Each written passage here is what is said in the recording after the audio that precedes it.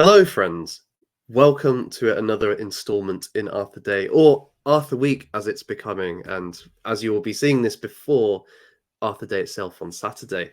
And this is the second part in a series on Arthur in art, a comprehensive guide to the tales of King Arthur as they've appeared in visual arts through the centuries. And joining me to carry on this journey is the wonderful, magnificent, the brilliant Pharaoh. Hello, Pharaoh. How are you doing, sir? Yes, I'm very well. Thank you very much. And it's great to be back on King Arthur Day. Oh, that was terrible, terrible pun. I'm so sorry. I nearly removed you from this recording just then. So last time we kind of covered the medieval depictions of Arthur and how there was changes through that up until the kind of Tudor period. And so today we're going to kick off with Renaissance art. So I'll hand over to you, Pharaoh. Yeah, I want to just kickstart by saying that these periods I've put in here are exceptionally broad, and also you've got to remember that art isn't a linear thing. It's almost like some kind of sea or something like that, where you've got these kind of great waves and clashes and crescendos, and something that's happening over here is not happening over there, etc. And when we talk about more Renaissance, it means so many different things to so many different people, and I think even between mediums, what we talk about from a political and in a sense of literature is so different to an artistic sense. And my view on the Renaissance from an artistic perspective is that I think it really means the West moving beyond Byzantium. So again, a lot of the stuff you remember at the start we talked about was the Gothic mind copying Byzantium quite markedly. But what happens when you kind of step out of those kind of rules? And so that's why people will often refer to Giotto as the kind of beginning of the artistic Renaissance. But he's all the way back in 1300s. He also doesn't paint in a classical style. And again, one of the kind of Renaissance memes is it's a Letrade return to Rome, Roman Empire, etc. And again, that is definitely a movement, like an artistic feel and a movement, but that happens much later in the post-Raphael world, which this is also very important for some of the Victorian stuff we'll be talking about in a second. So what's happening in that kind of 300 to 1500 period? Well, a lot of the stuff that we looked at, I would consider to be like pseudo Renaissance art, this resurgent. And I think even like the high Gothic art style, certainly kind of Northern Renaissance oil painting, often known as the Flemish primitives, is really a Renaissance art style, even though it's in the Gothic mode and Gothic subjects and with the Gothic imaginations, is that there's almost nothing classical about it at all. But what it represents is Western civilization stepping outside the shadow of Byzantium to come into their own power and own regard. However, the works that we'd previously looked at, they sort of ended up in around the kind of 1400s. But I think because of the Arthurian sort of topic and manner, it most of the art we saw, I would still consider to be like not really that Renaissance-y. So I talked about those kind of Flemish primitives, etc. None of them touch the kind of Arthurian subject matter because it's tied to the literature, and until the advent of the printing press, that was the domain of monks and illumination, and again that kind of very strong Byzantine thread, if that makes sense. So everything we looked at wasn't really that Renaissance-y, even though it operated in the time where you could say the Renaissance has started. And that's where I said this art being this great ocean, or where waves are clashing and supporting, etc. So this little section here I've got is again, it's very, very broad, 1500 to 1700, because it's a period of Arthur drought, as I sort of mentioned beforehand. 1500 for me represents this true turn to the full abandonment of Gothic subject matter as well. So by about the 1600s, even in the most staunch Northern Renaissance areas, such as kind of like Bruges and like Burgundy and all that kind of stuff, they had all moved on to the classical subjects, etc. Even though they had like their origins in the in that kind of Gothic Renaissance mode. So is it also worth just saying as well? One of the things I've come across is that the Reformation is also a death knell for Arthurian kind of topics, in part because it's tied to monks, as you're saying, in terms of the production, but also many of the stories elevate monks, particularly around the Holy Grail and so on. It's like you can't be holy unless you're totally chaste. But this goes completely against what Martin Luther was preaching, which saying it's just you're justified by faith, so therefore marriage is not a problem. So you have this also this religious movement at this around this time, which is also causing the kind of tales of Arthur to decline in some of those northern provinces, such as in the Calvinist Geneva and so on. Yeah, I think there is definitely an element of this at the elite level. So I think basically the elites have effectively like turned their back, especially in the kind of in the Arthurian heartlands, Germany, France, and England, because it's just too monkish. It's too papist. It reminds us too much of the past. We're in the new age.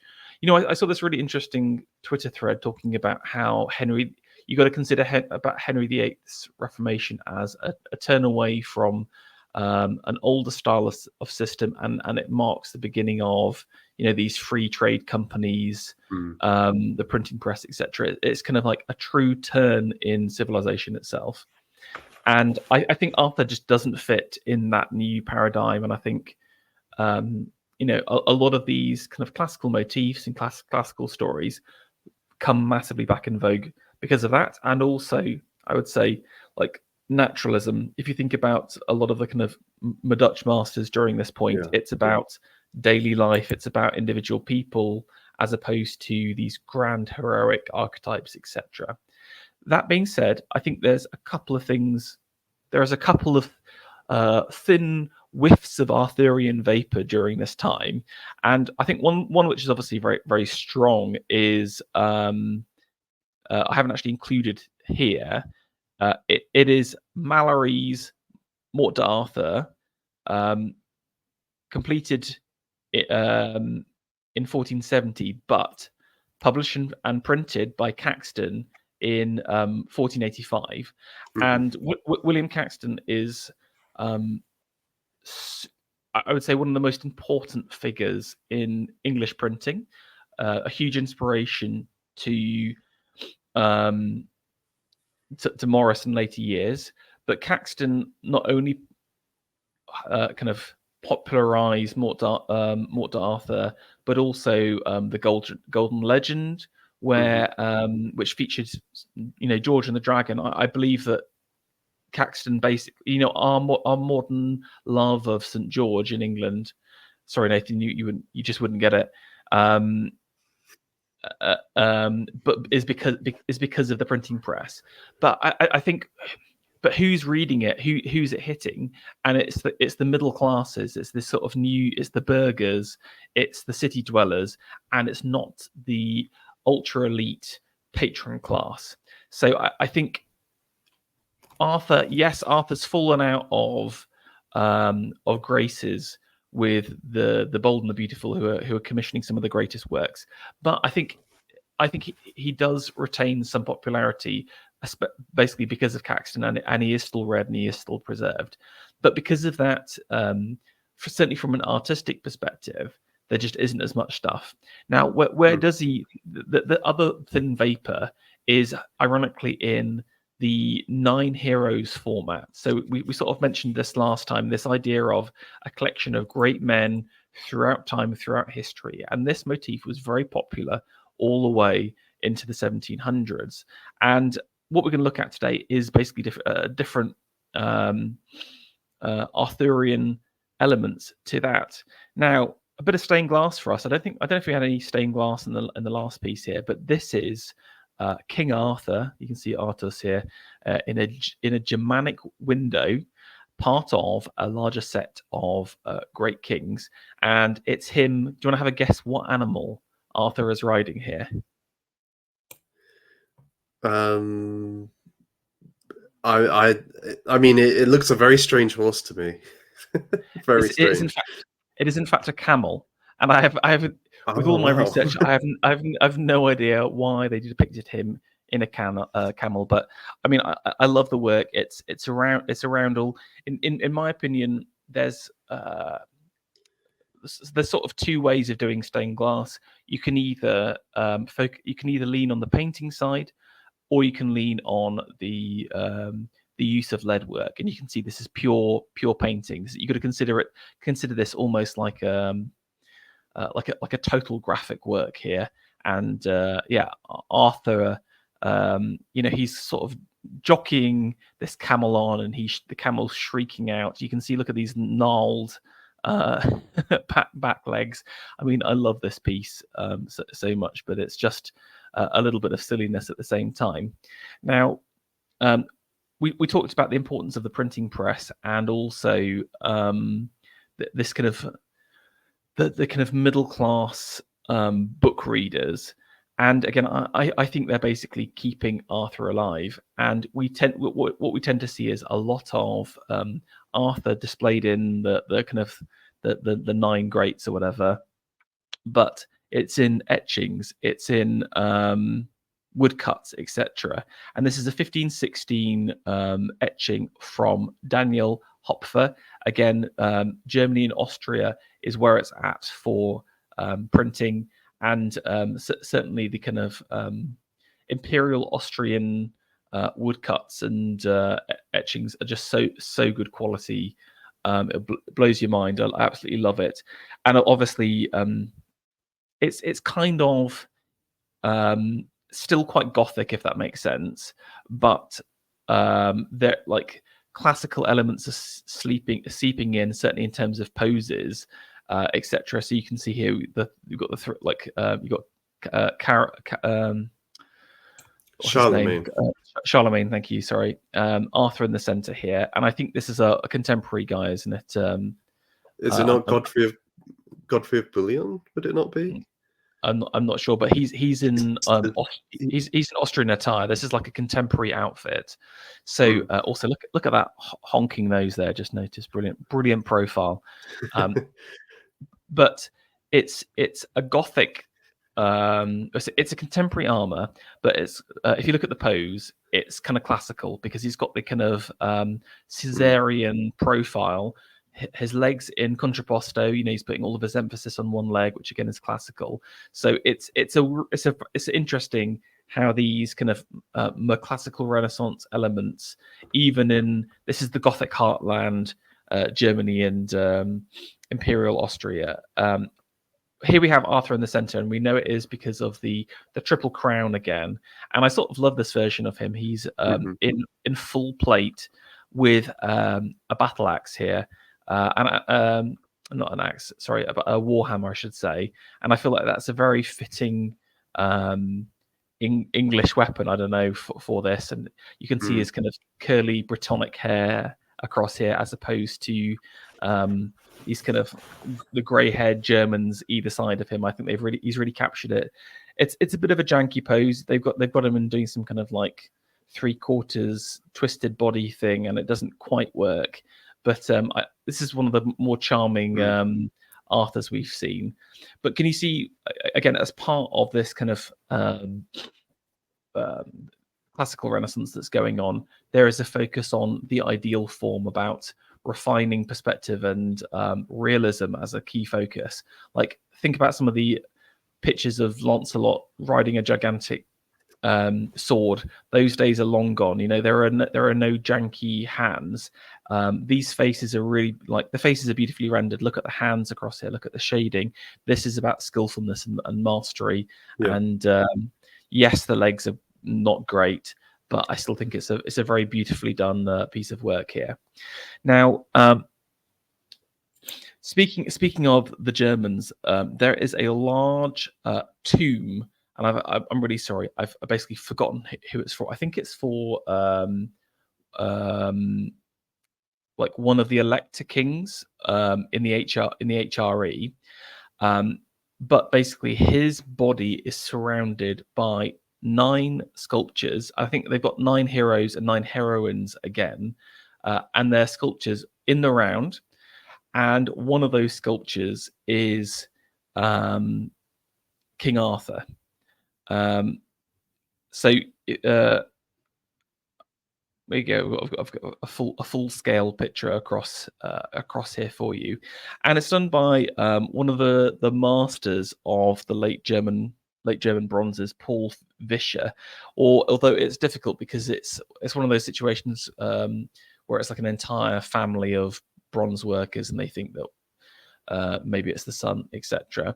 Now, Vischer is actually today one of the forgotten geniuses of bronze work, although the Victorians interestingly recognized him. He's on the Albert Memorial, Nathan. Have you ever seen that before in Hyde Park?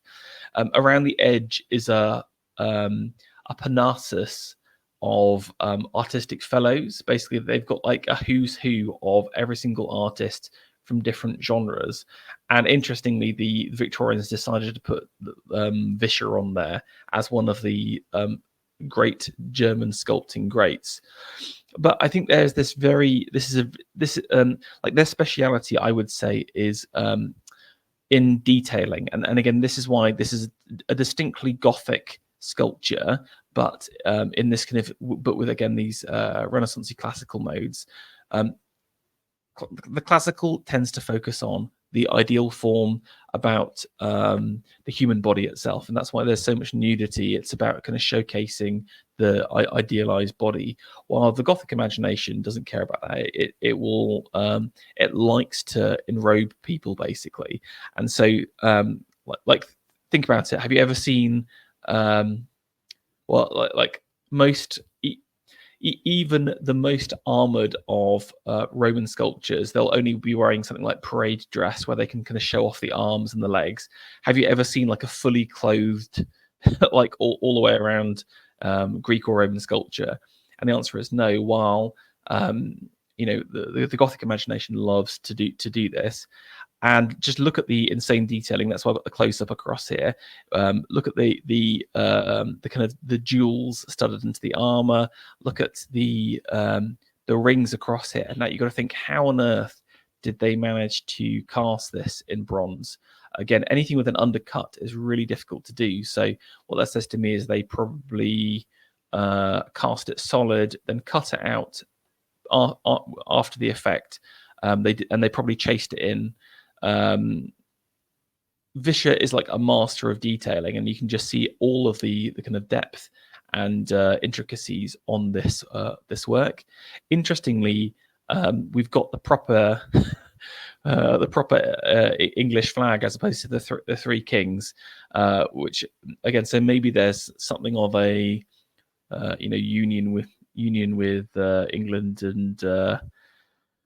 In terms of like there's a diplomatic element or whatever. But I just love the armor as well, and you can see the dragon. I think it's 2 dragons fighting each other. So again, the white and the red dragon here shown symbolically on the armor itself. It's really worth checking out. Also, the other sculptures in there are amazing as well. So again, I think this is one of the masterworks. Is this a Gothic statue? I mean, yes, but at the same time, look at the contrapposto, look at the focus on realism, look at, Gothic sculpture doesn't care that things aren't in proportion. Well, this is idealized and fully proportional at the same time. So that's why I still consider it to be a Renaissance work. Do you think, just before we move on from that, do you think this kind of hyper realized version of Arthur takes anything away from the kind of mythic status of the figure? And I just asked that because when we looked at the the art from the previous stream, it was very embracing the fantastical. It wasn't trying to be realistic. You had flying chessboards and dragons and so on, but as a consequence, you didn't feel, oh, this could actually be a a depiction of Arthur as he would be in history, whereas this man could exist. So in a way, then does that take away from the idea that, oh, he lives in a mythical kind of plane? I think that's a great question. I think it just depends on the sort of almost like the time we're living in, and also the zeitgeist of the moment. I think it's actually more about that, as opposed to there being one right way. Again, this is the thing. If you follow Matrad aesthetic Twitter accounts, etc., they will say that the highest form of art is the kind of Michelangelic realism that you just described, Nathan. However, I think it's obvious that there are limits to that, in the fact that what about the symbolic? What about the energetic? You cannot show that through reality. So, for example, if you're trying to depict a person, if you laid him out as real, that's fine. Like you said, he is who he is. But what if you're trying to show an aspect of that person? Say for example, Arthur, or let's say Lancelot represents bravery. If what you can do, if you bend the rules a little bit here, is to create like a symbolic bravery, or a moment of bravery that will be impossible to render through pure realism. So you miss this symbolic vein, and then this idea of energy itself, or vitalism, or the kind of vitalist strain that the modern artists were looking at. Someone like Roger Fry, in the 1910s, would say, look, realism's great, but you can lose, like you can get lost in it almost. You know what I'm saying? It's kind of like the abyss in some ways, where you can get so wrapped up in creating the perfect hand or the perfect face that you've lost the life behind that work. And so what a lot of guys like the Bloomsbury set, or Wyndham Lewis, etc., were trying to do was to rediscover art as energy and life, if that makes sense. And that's something that realism can't do. For example, consider something like the lion. Yes, like you will never show the aggressive power and like raw strength that a lion will have through just a realistic depiction. But if you go outside of those artistic rules, you are able to show the lion as both a powerful symbol, and also as a kind of a vitalic, energetic totem at the same time. To go back to your point, do I think realism is better than symbolic or energetic? Again, I think we are in the age of realism. This is I think one problem. For example, if you go to many contemporary galleries, they're filled with 3D scans of people which have been palmed off as sculptural artworks, and again they are just dead works. There's been a bit of stuff on Twitter recently about that was he an Italian or something like that? So this kind of marble sculptor that was producing, very well rendered, technically beautiful pieces that like were high in realism, but I feel like it's obvious looking at them that they lacked something compared to the masters. So I feel ours is not the age of realism.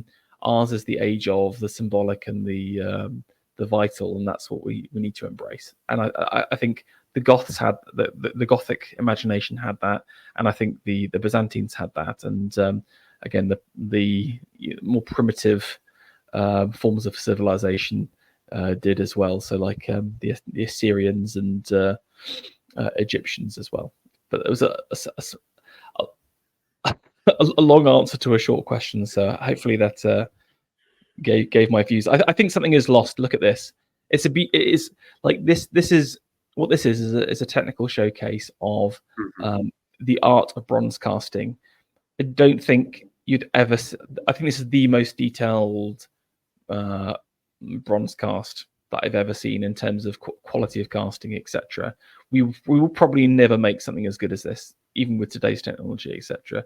They were true masters, but I prefer the Gothic work. I prefer the janky Lancelot, whose head is not correctly rendered properly, or the arms are correctly rendered. But you know about that Lancelot, the Lancelot defeating the lion in that little cube panel of that casket or whatever. So stupid, but at the same time, it was alive and powerful and had something to it. So I think something is lost with this work, but I do like it. One last thing I'll say: what Michelangelo had was all three of those things. By the way, he didn't just have the realism; he had the power to still lean on the symbolic and the energetic. It's just people are too stupid to see beyond the realism, if that makes sense, and to not feel his power. They ape just the surface or the superficial aspect, perhaps, or the skin deep, I guess. Appreciation. Exactly. Yeah. Let's talk about other little bits here. This is 1541. I think one other aspect of the Renaissance is the discovering of new techniques outside of traditional ones as well. So you've got the invention of the printing press and all of the artistic qualities that produces. You've got the invention of etching, and whenever you're creating these new mediums, you're offering, creating opportunities and interest. And the work of enamelers, obviously enameling had been going on for a long time, back to the Romans, but was again perfected basically by the French. And Colin, I love that he's just called Colin Nualil, I can't pronounce his name, so apologies, is known as the kind of greatest Renaissance enameler. If you go to the Wallace collection, you can see some of his work, and he has these kind of signature almost like grayscale images with shots of blue, yellow, and gold. And again, we've got one of our 9 heroes here, part of a bigger set, Arturus Rex, King Arthur. And again, they've sort of depicted him this time as an Austrian knight decked in full plate armor. But again, I love that he's got the warhammer here. And I think this is a very noble picture, very strong horse image here. But the medium itself has given a rather ghostly quality to the whole work, which I like.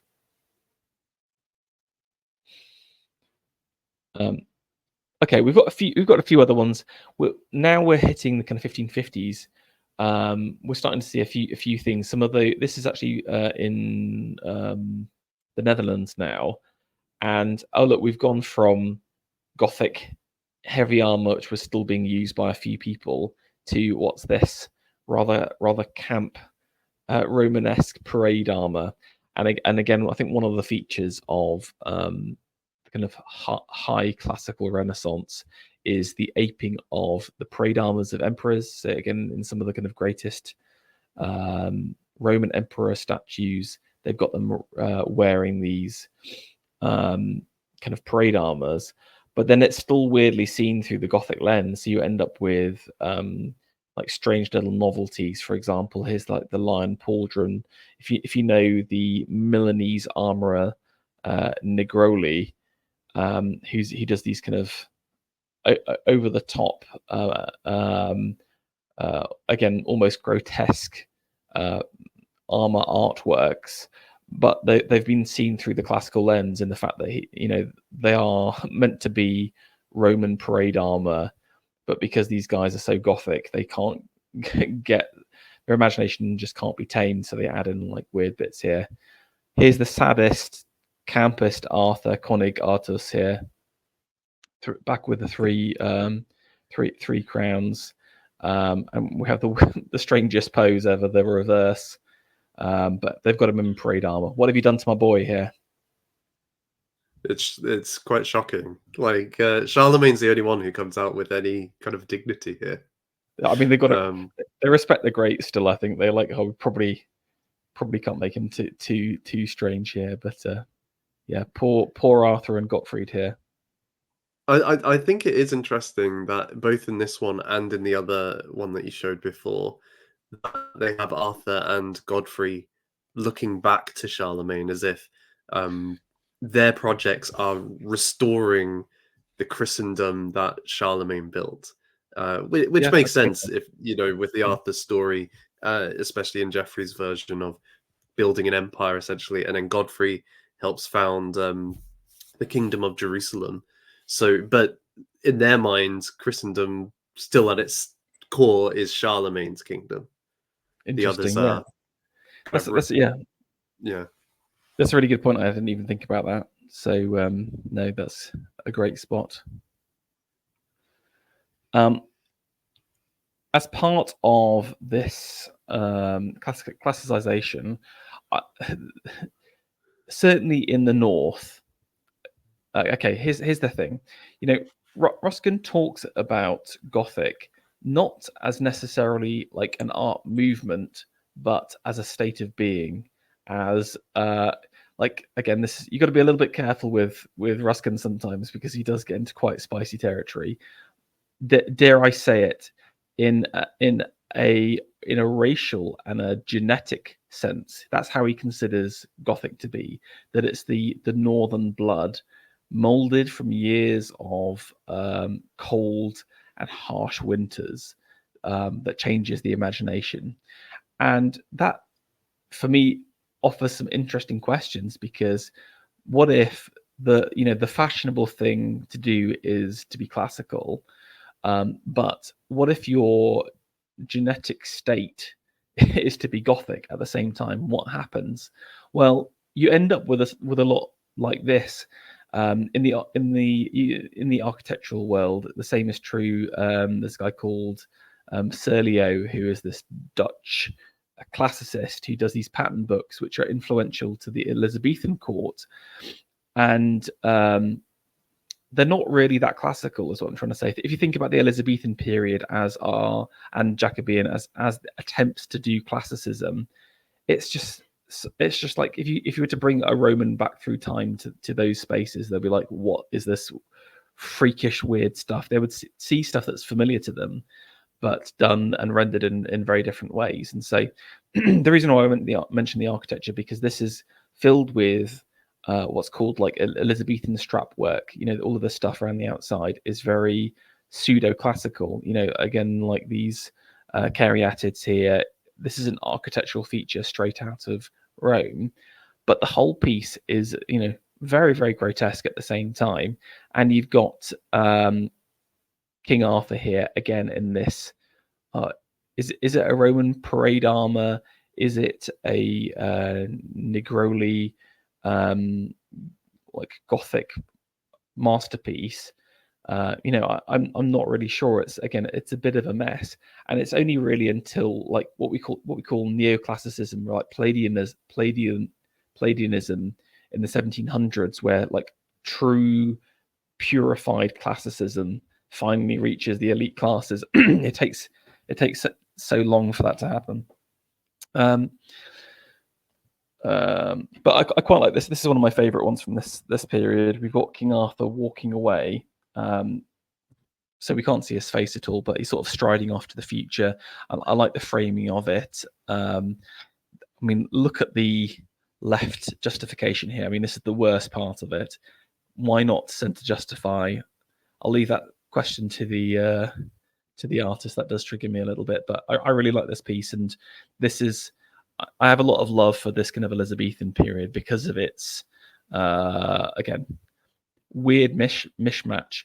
You know, going back to this idea of like Gothic imprinted, whatever, Gothic mind, classical mode.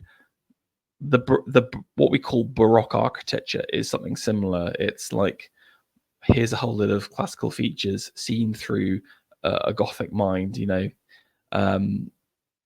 here we go. Here's some more classicism for you here. I mean, look at these horrible putti. I'm very much against cherubim and putti. I just hate them. I think they're awful, and there's never been a good putti ever created.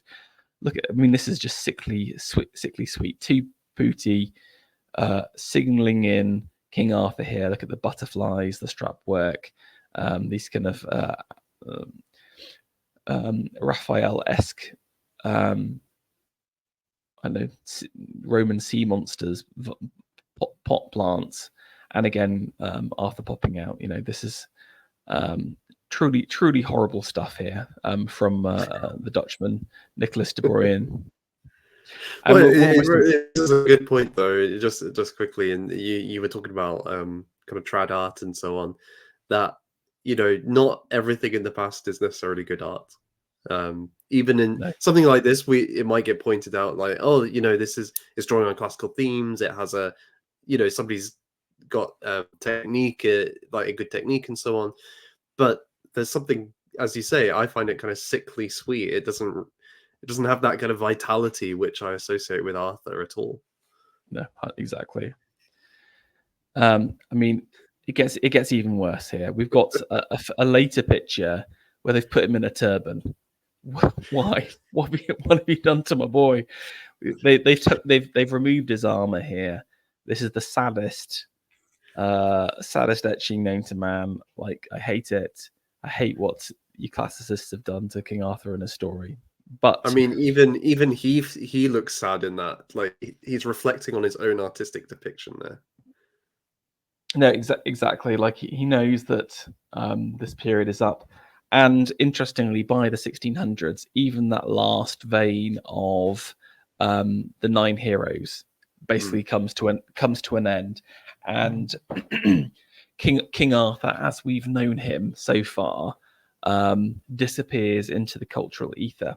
Apart from one strange aberration that I wanted to bring up, I don't know if you're going to be talking about it in anything else, but in 1691, almost 100 years after like that last etching. So again, this kind of shows the gigantic cultural void that happens during the 17th century. You've got the combo of my man Purcell teaming up with Dryden to drop a Baroque opera masterpiece, King Arthur. Now the original piece was like bashed out at the last minute. I don't know if you know much about it, Nathan, but essentially the plot and songs are not really Arthurian in any way or form. They're kind of totally fused with almost kind of like Spencerian fairy stories as part of it. It's a real, you got to understand that at this time there's this is kind of like restoration, I should say. Okay, so basically obviously there's maybe the cultural void could be explained by the Civil War as well to a degree. Yeah. Pausing things. But I mean, interestingly, like also I think because the Republicans couldn't pick him up as a figure as well, I think he would be a go-to. I think Cromwell would have loved to pick up King Arthur if he wasn't if he wasn't king and wasn't a Republican or whatever. But because also the Cavaliers were kind of more classically minded as well, so it's that weird case where King Arthur doesn't fit either of the elite groups going on at the time. Anyway, we've got the Restoration. It's back to it's basically like Parliament is allowing the king to survive, and they're gonna let him like party away basically while they get on with the work. I think that's how you got to really consider what's happening at this time. And the good element of this is there's a huge amount of art and culture being produced by the party king, Charles II. And so I think this was originally written for Charlie too, but I think he died or something before he got to it. But it's really, really interesting. But interestingly, from an artistic perspective, I wasn't able to find anything. Now, so for example, they would often do little etchings of the sets and some of the actors, etc., some of the famous actors, etc. I found nothing whatsoever. So if anyone can find me anything from Purcell's King Arthur, then that would be great, because it seems like it sort of landed and then had like zero cultural impact whatsoever. It didn't move Arthur on one bit, and had no effect on any other pieces of work for the next 100 years or so. So it's weird, because I consider it to be a masterpiece. I love many songs from the opera. I'm a huge Purcell fan, and I think it's not his best by any means. And again, that's kind of like, I think it doesn't really fit in the Arthur canon if you kind of listen to it at all. I genuinely think that Rick Wakeman's King Arthur is more like true to canon than this nonsense. But it's still really interesting. But I find it interesting. It had like zero cultural impact. It does kind of tie in with like the very basic story at the kind of foundations of King Arthur, the kidnap of a princess. Essentially, that's kind of the story by a rival to Arthur.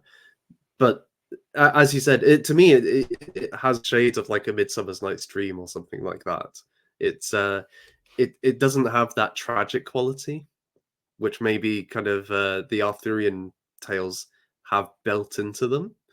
It's much more of a comedy, and so maybe comedy is the wrong word, but it has a comic element to it. Because it's a restoration. It's in the Restoration. Yeah. It has to be upbeat.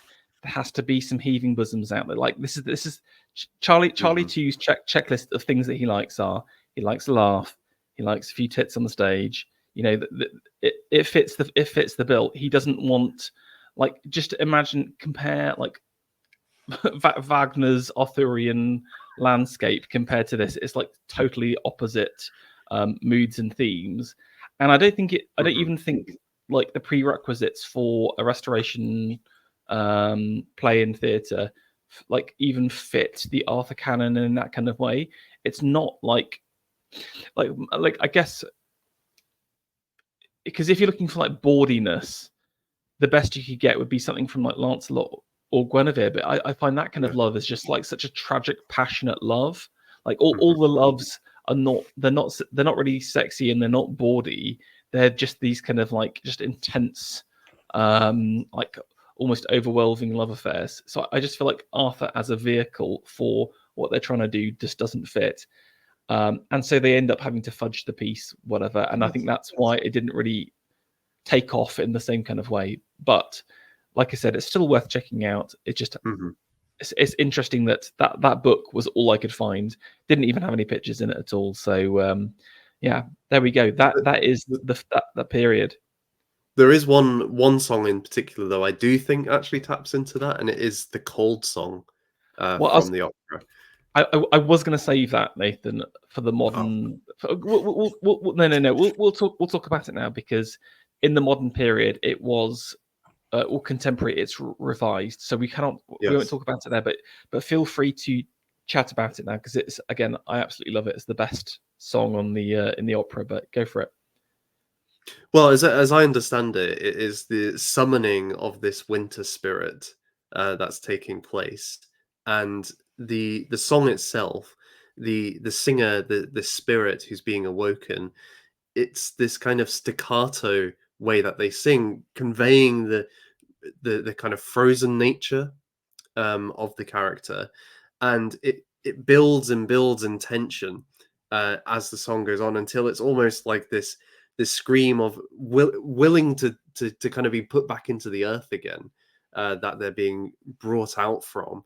So, and thus capturing the kind of this melancholic season, which is associated with death and the, you know, the ending of life in its frozen world. So this spirit being kind of dragged forth, and always wanting to tend back, is very powerfully conveyed through the music that Purcell wrote. Yeah, I mean, it's undeniably an absolute banger. However, Yeah. totally uncanonical and and unrelated to Arthur. I mean, I think that's the trickiness. So I don't Mm. know. I feel like Arthurian purists probably wouldn't approve of it so much, but again, like that, it's such a good song that everyone should check it out after the stream. Yeah, I would just say though, I know what you're saying about Arthurian purity and so on, but what we saw when we were doing the medieval art was that it's a developing tradition, that there isn't like one set of stories which have definitive kind of claim to the tradition, and actually they're being written as the centuries go on, and people are adding their own twists and takes on it. So to my mind, although okay, it's not in Mallory's Morte d'Arthur, which kind of claims to be a canon, you might say. Um, Actually, that's okay. Like you can bring a new thing to the story. Okay. I'm gonna stop you there, Nathan. There's a difference between organically changing the story and like evolving it slightly, and then just doing whatever Dryden does, which is basically like totally retrofit everything and adding so much new content. I mean, look, just people can just check out for yourselves, take a listen. Mhm. I don't think it feels Arthurian to me. I think it feels like um, fluffy Renaissance fairy nonsense that shouldn't be canon, but I still like it because of the cold song. So that's where I'm at. I will fight you on this, Nathan. Okay, okay. I wasn't defending the whole opera. It was really just the cold song that I was suggesting. I'm just I think you're right. It's an interesting question because as we saw, if you remember back to my flow diagram PowerPoints at the Mhm. beginning, there's a lot of change happening for 400 years.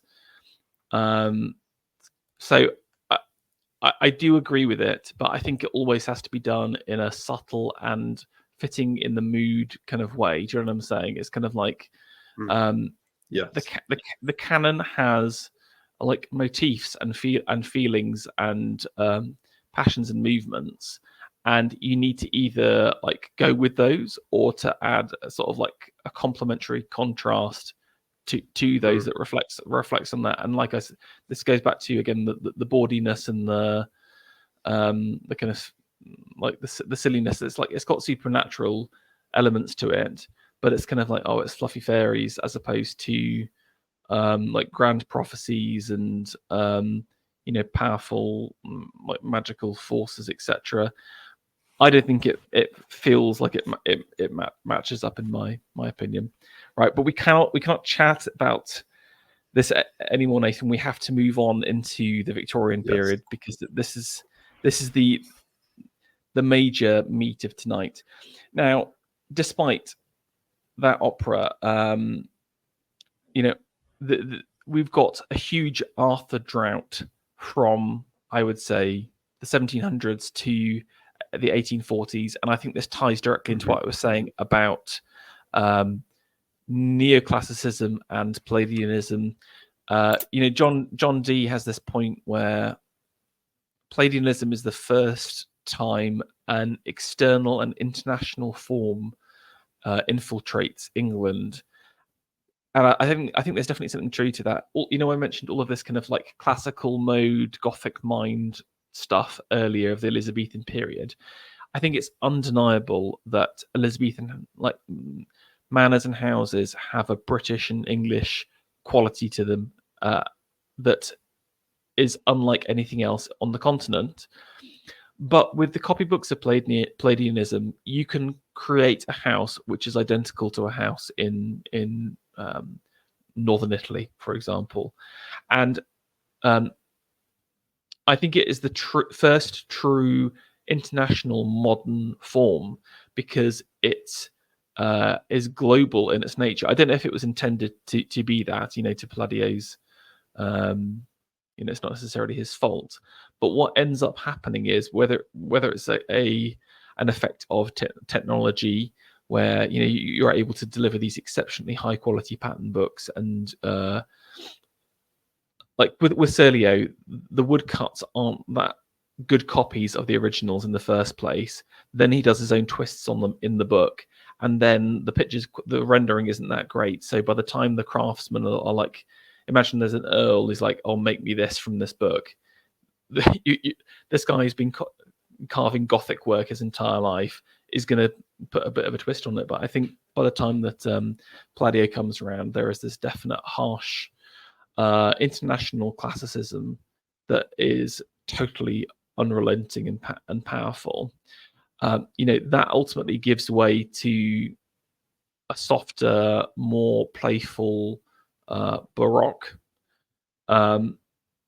in the late 1700s.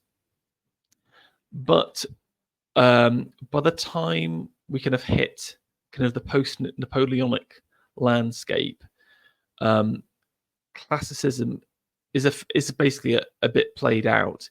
You've obviously got, certainly architecturally, you've got guys like Nash, etc. Making big changes. You've got Bath being created, etc. Very, very beautiful pieces of work. And artistically too, something interesting is happening with the forming of the Royal Academy. So I think the obviously the one huge downside of the Reformation is the almost total liquidation of the British visual arts, basically. I think architecturally we did, because the people were outside of the monasteries, those skills and traditions survived. So that's why Elizabethan and Tudor buildings are still pretty good quality.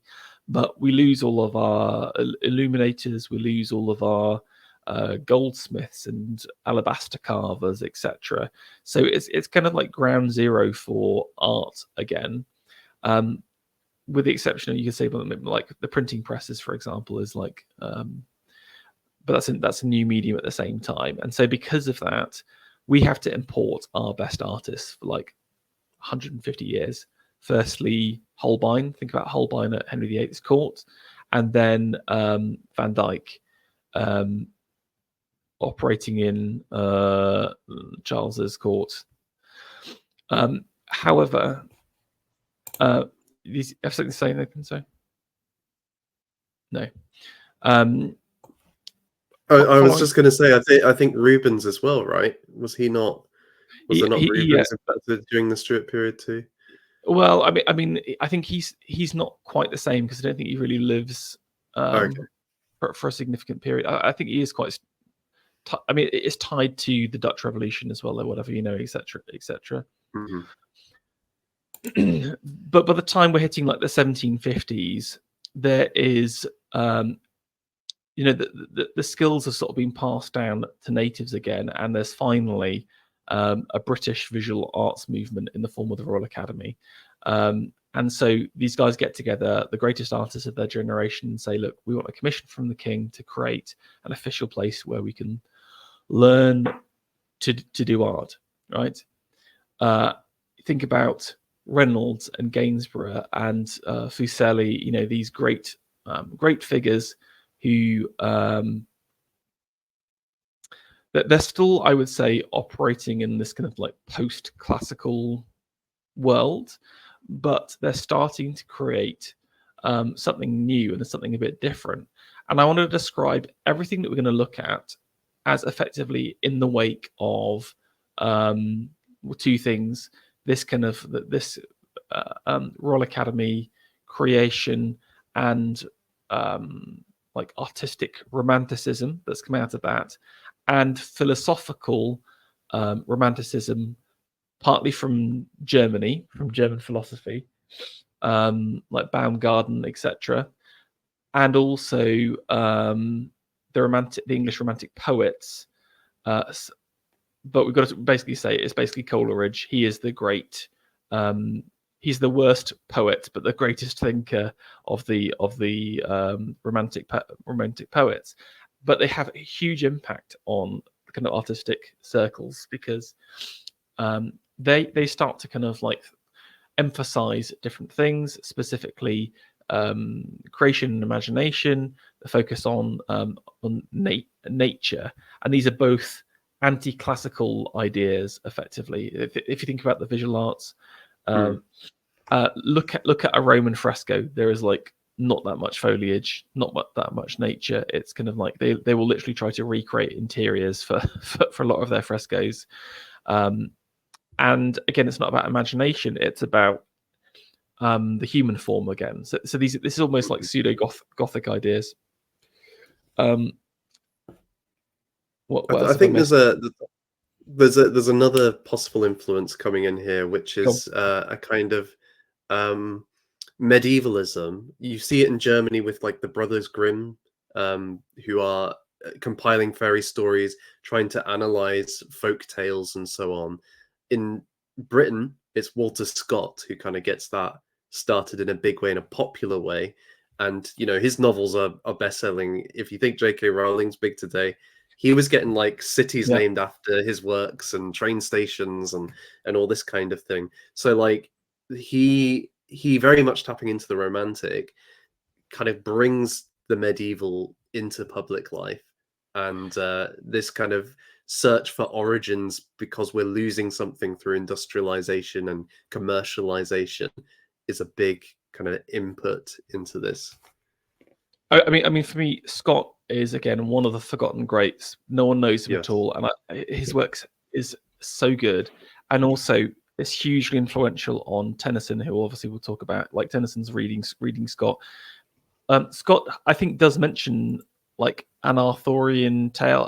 I'm not so sure on the literature side, so you can tell me. I think there is reference to something, or he's at least read something I saw somewhere. So I think it is on his radar. And the question is, how did like Arthur get back in the popular imagination of people? Like obviously it's Tennyson, but how did Tennyson get on it, if that makes sense? And I think it was Scott being the kind of first entry point to that.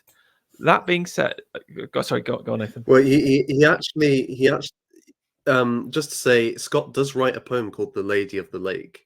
This is it. There we go. I knew there was something. It has very little to do with the Arthurian legend itself, but I think the very fact it's named that, automatically draws interest and connects with Arthur. So that poem in particular, I would say, is the kind of launch point here. Yeah, and so I need to research more into Tennyson basically, but I think it's through like Scott. He is the spark, and Tennyson is the fire.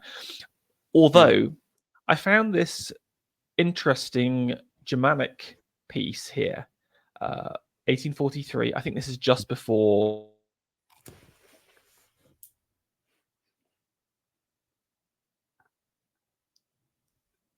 Hello, Pharaoh. I think we've lost Pharaoh. Okay, we're back. Go ahead, Pharaoh. Yeah. Sorry. So I'd actually found this interesting piece from 1843. It's a German work focused on Tristan and Isolde, Tristan looking at and seeing the beauty ride out here. And that's kind of interesting for me because it's around the time of Queen Victoria's coronation.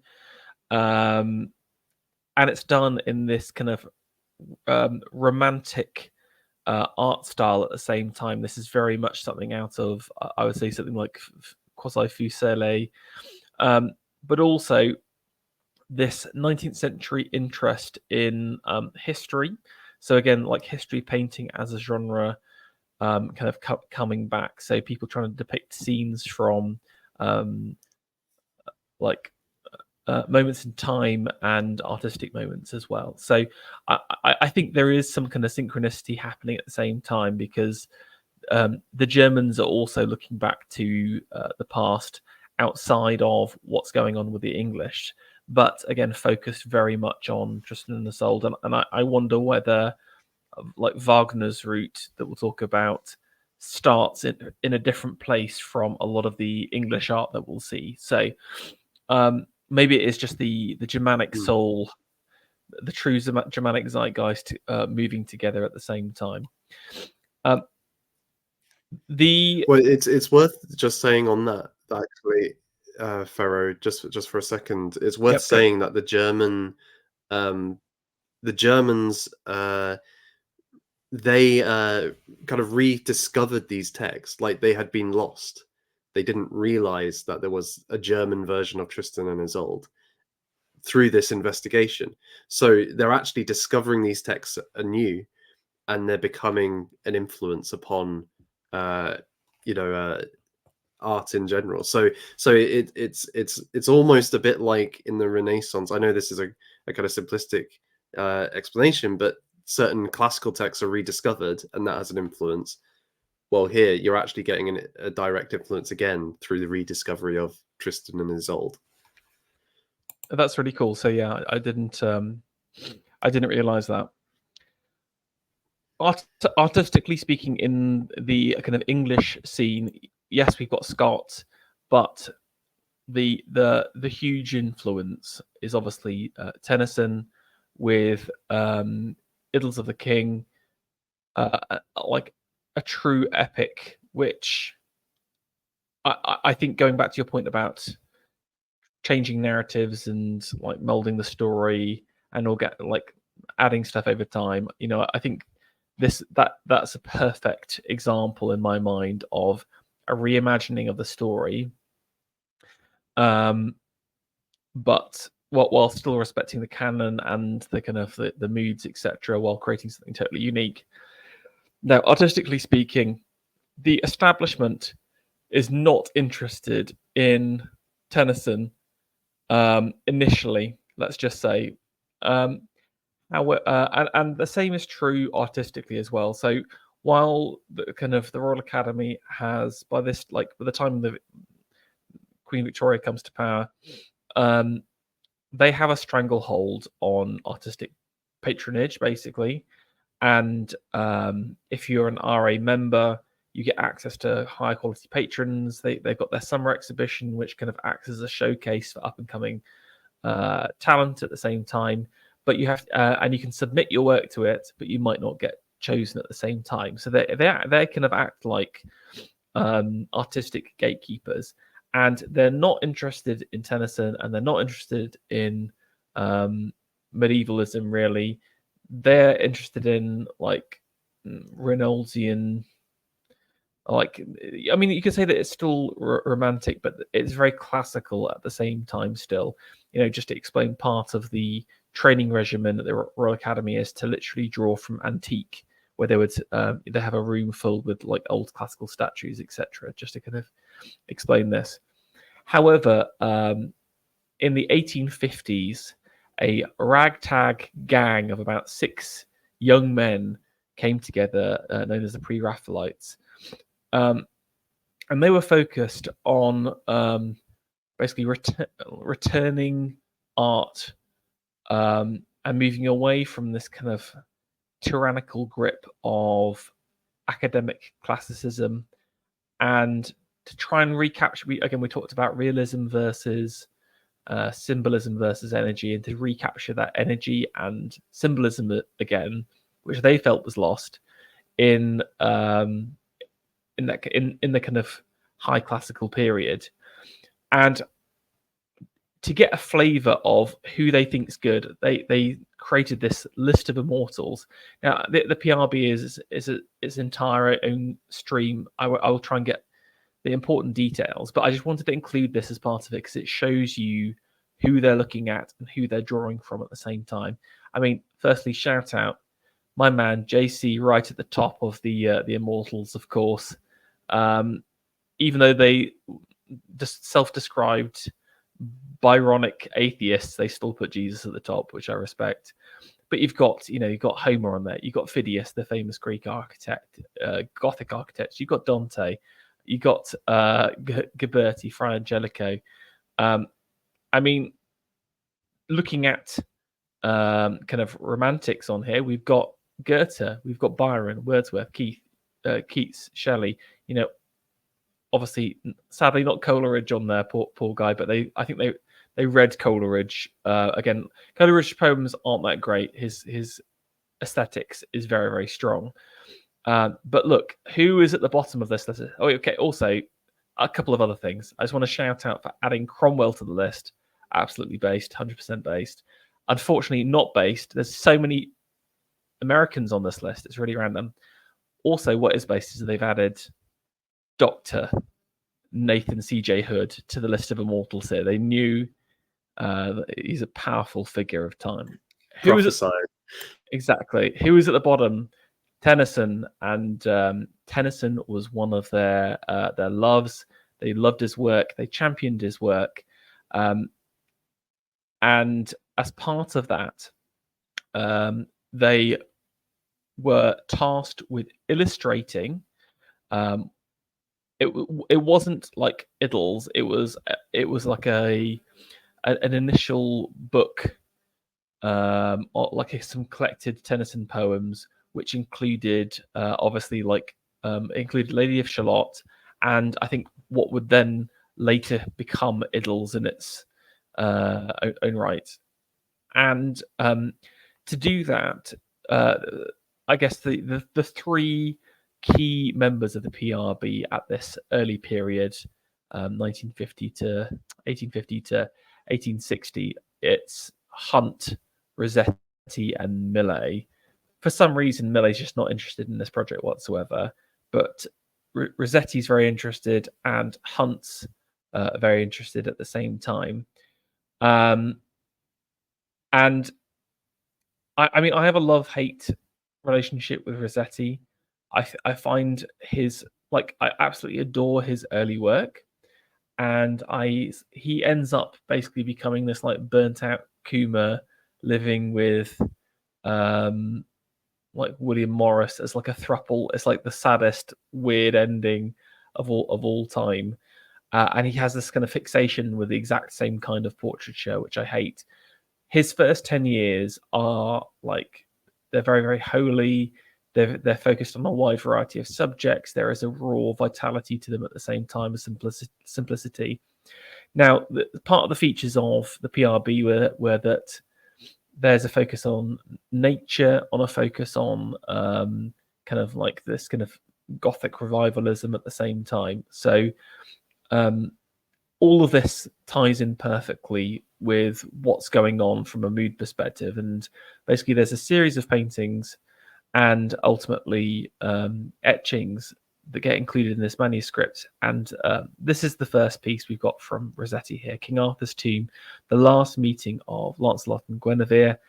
Guinevere ends up, spoiler alert, going to a nunnery to confess, and then ends up confessing her adultery at the same time.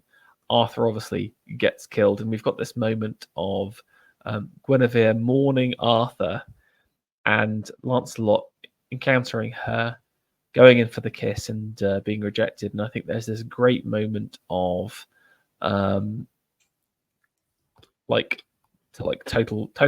rejection, the return to kind of faithfulness. This is it is the love triangle finally resolved, basically. Mm-hmm.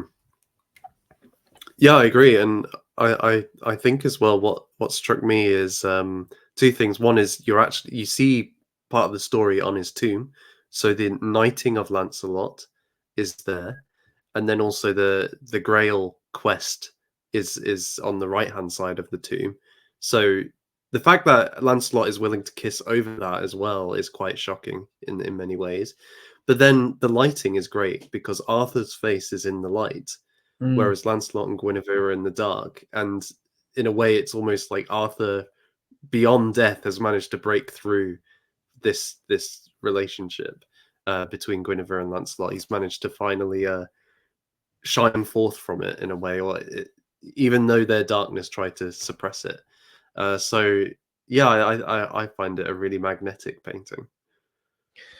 Yeah, and just firstly, great observations. Secondly, just think about those kind of those like high classical paintings you'd have seen in the 1700s. There is a flatness to this. There's a focus on nature. This is a totally original scene as well. This is that kind of creativity, the romantic creativity being praised here. Yeah. This is actually very. This is the weird thing I'm going to say about this. Medieval romanticism, whatever you want to call it, this kind of Gothic revival, isn't really that Gothic because it doesn't really like. Okay, the Goths have like set pieces and they sort of stick to them. So, for example, you've got Lancelot on a sword. You'll see that 4 or 5 times. The Romantics hate being the same. They're all about novelty, about new compositions. It's about the newer you are, the fresher you are, the cooler you are. So there is this irony to it where the nature of Romanticism is itself anti-traditional and not really that medieval, and we'll see that towards the end, basically. But I mean, I still love it. It's a brilliant piece of work. Here we've got one of the later etchings, and this is again based on a painting, and then this is the actual etching itself. And we've got Sir Galahad drinking water here, and this gives you a more of a flavour as to what the pieces of works were like in the book. They're relatively small pieces, and hats off to the engraver as well for this, because I think he's done an amazing job. You've got this very tight format in terms of size, so it's quite small. But again, there's lots of stuff going on, and I believe this is tied into the Grail quest. And he's drinking the water, and they're sort of ringing the bell. Again, Nathan, maybe you remember the story better than I do. I don't, I'm afraid. It's from I think it's in the Mort d'Arthur. Okay. It's not in the Quest on Grail. Yeah. Okay. Thank you. So this one is Lancelot in Guinevere's chamber, and again, this is I wonder if it's like an aquatint or something rather than a full-on etching or something, because you've got a couple of different colors coming through. But another like brilliant moment of tragedy. I really love Rossetti's like wild Lancelot. You saw that in the kind of first picture. This kind of like huge mullety hair, great moustache, almost kind of like Celtic. I guess it's almost like trying to lean in on the kind of Brittonic nature or whatever. You've got Guinevere here. This, as everyone knows, Rossetti has a type, which is these kind of long-necked, strong-jawed women. And I love Guinevere's outfit here, the kind of peacock feather shawl across here. And you've got the courtiers sort of stacked up behind, all mourning the tragedy as the kind of other knights try to kind of burst through the door. So there's something super claustrophobic about the work, where again we're sort of squeezed into the space with them. You know, you can see like Lancelot bending over with the height, etc. But again, I think this is one of Rossetti's like best works that he ever made. But yeah, anything to say, Nathan? I was just going to add that one of the flaws that Guinevere is often accused of is pride or vanity, and the peacock is often a symbol for that. So her wearing that, and I think even her pose is there is you could see it as more like oh, what's happened, this is awful, but there's also a kind of aloofness to it. It's like, Lancelot's going to risk his life here, but she's kind of above it in a way. The very fray itself, there's a stillness to her compared to what's going on in the background. She just turns away from it. Yeah, that's again a great shout. I wonder whether there's significance of the tree. I'm not sure. There's like maybe a citrus or something. But tree specialists, please comment in chat for the symbolic meaning here. This is what I'm talking about here, because there is it's all about the little details. Again, one of the things the PRB is trying to do is to bring back some of that like Gothic Renaissance focus on the background. And again, like I know these winter trees has significance in terms of like maybe it's kind of like whatever the mise en scène of the situation, etc. Or this kind of crown being hung up on the wall here. It's her abandoning her duties as queen, etc. Or it's the symbolic plant. These are the kind of things that have been trying to be brought into the work. Okay, I've got a bit of a curveball here for us now, and it's 1860. So I would say that basically the 1850s that's when the kind of PRB is launched on the stage and has total failure. Basically, the only person that really gets any cut through is Millet, and by about 58, he's sort of parachuted out of the group. He's kind of picked up by society and sort of integrated into everything else. Millet produces some amazing work, but ends up like he's the most talented artist of all of them in the 50s. Like he's the best renderer. He comes up with the best compositions. He is the greatest painter of the group for the first 10 years.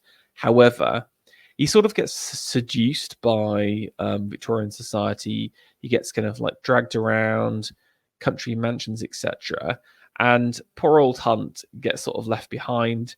It's almost like a sort of a breakup of the fellowship, I would say, by the 60s.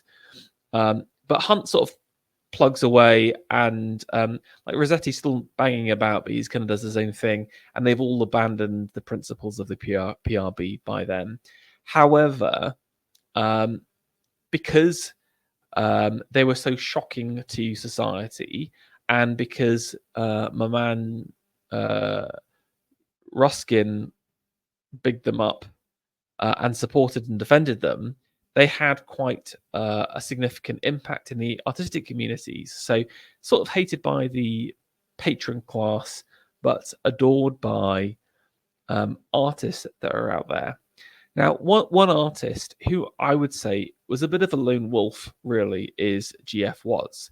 Now, Watts is mainly known for his ethereal, symbolic works.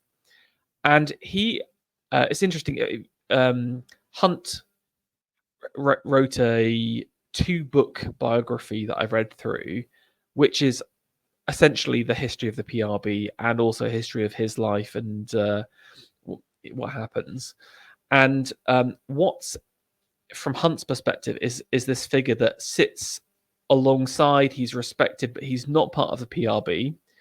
He is sort of doing his own thing independently. And interestingly, sort of Ruskin, I would say, backs this up. He wrote a book in the 1880s talking about the art of England, and he talks about the mythic school.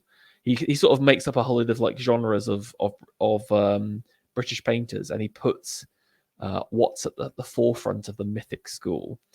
But before Watts attains these kind of amazing powers of symbolism and energy, he produces this rather, I would say, cheesy Galahad painting that is definitely not his best work. I mean, I find this okay. This is the kind of like it's a very well rendered piece. You've got elements of the PRB coming in, so you can tell that like the PRB is so significant in terms of like just changing the landscape of how like painters painted in the 19th century in England. So look at all of this focus on the kind of the foliage. Look at detailing on the horse, etc. But for me, this piece doesn't really. It's not a great work.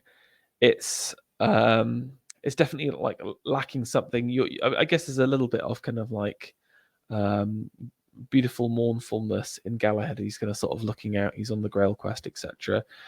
But I think this is a bit of a dud. But I put it in there because it's kind of interesting. It's 1860. This is one of his kind of like early breakthrough works at the same time. And also just, this is very un-GF Wattian, if you know any of his other works as well. So I thought it was kind of interesting. Now, I think this is dated as 1860 because I think this is as part of the reprint. Rossetti added in this additional work into that Tennyson set, and this is actually my favorite from the group. And this is King Arthur on his deathbed when he's like sort of sailing off, is surrounded by weeping queens. And again, you can see Arthur at the center here. You've got all of these beautiful Brittonic maidens with their hair kind of flowing down. I mean, again, Rossetti has a type, and you know exactly what it is. These kind of like flaming-haired, beautiful women. But I just love this piece. Again, it's something to do with the format as well. I feel like because the size is quite small, Rossetti's had to squish things in, but that's perfect for a piece like this. You want it to feel like I'm on the boat, I'm experiencing something, this kind of really intimate moment. And Arthur looks like he's sleeping. It's not a moment of sadness and failure. Like, yes, there's weeping, but he's sort of, resting in a position of power. And then again, the maidens, they're not like mourners in the same kind of sense. They're kind of like they're kind of contemplating, admiring. There's a melancholia in the air. I love their crowns. You've got the kind of changefulness, and some of these are kind of wacky, kind of janky, but really interesting still. And then I think this is meant to be like I thought it was a fruit of some kind, but correct me if I'm wrong. But again, there's symbolic meaning to what's being held in the hands at the same time. But again, another brilliant piece by Rossetti, but sadly one of his last good ones. It is fantastic, and one of the things I really like about it is, this moment is a magical moment because Arthur, although he's been mortally wounded, he's at sleep. He's going to sleep until he returns, and these 9 queens, they are magical beings. They are witches. They belong to the Isle of Avalon, and they're supernatural. And although there's a realism here in terms of the foliage, the detail, and so on. The very fact that each queen is identical conveys that supernatural to me without having to do very much else. And I think that's absolutely fantastic what he's done there. Yeah, that's a really good point. Also, there's little things like you can see this is Hecate's upturned moon and stuff like that. So there is something of the kind of occult as part of it. So yeah, very good. Right. Okay. Not only was Rossetti banging out those brilliant pieces of works,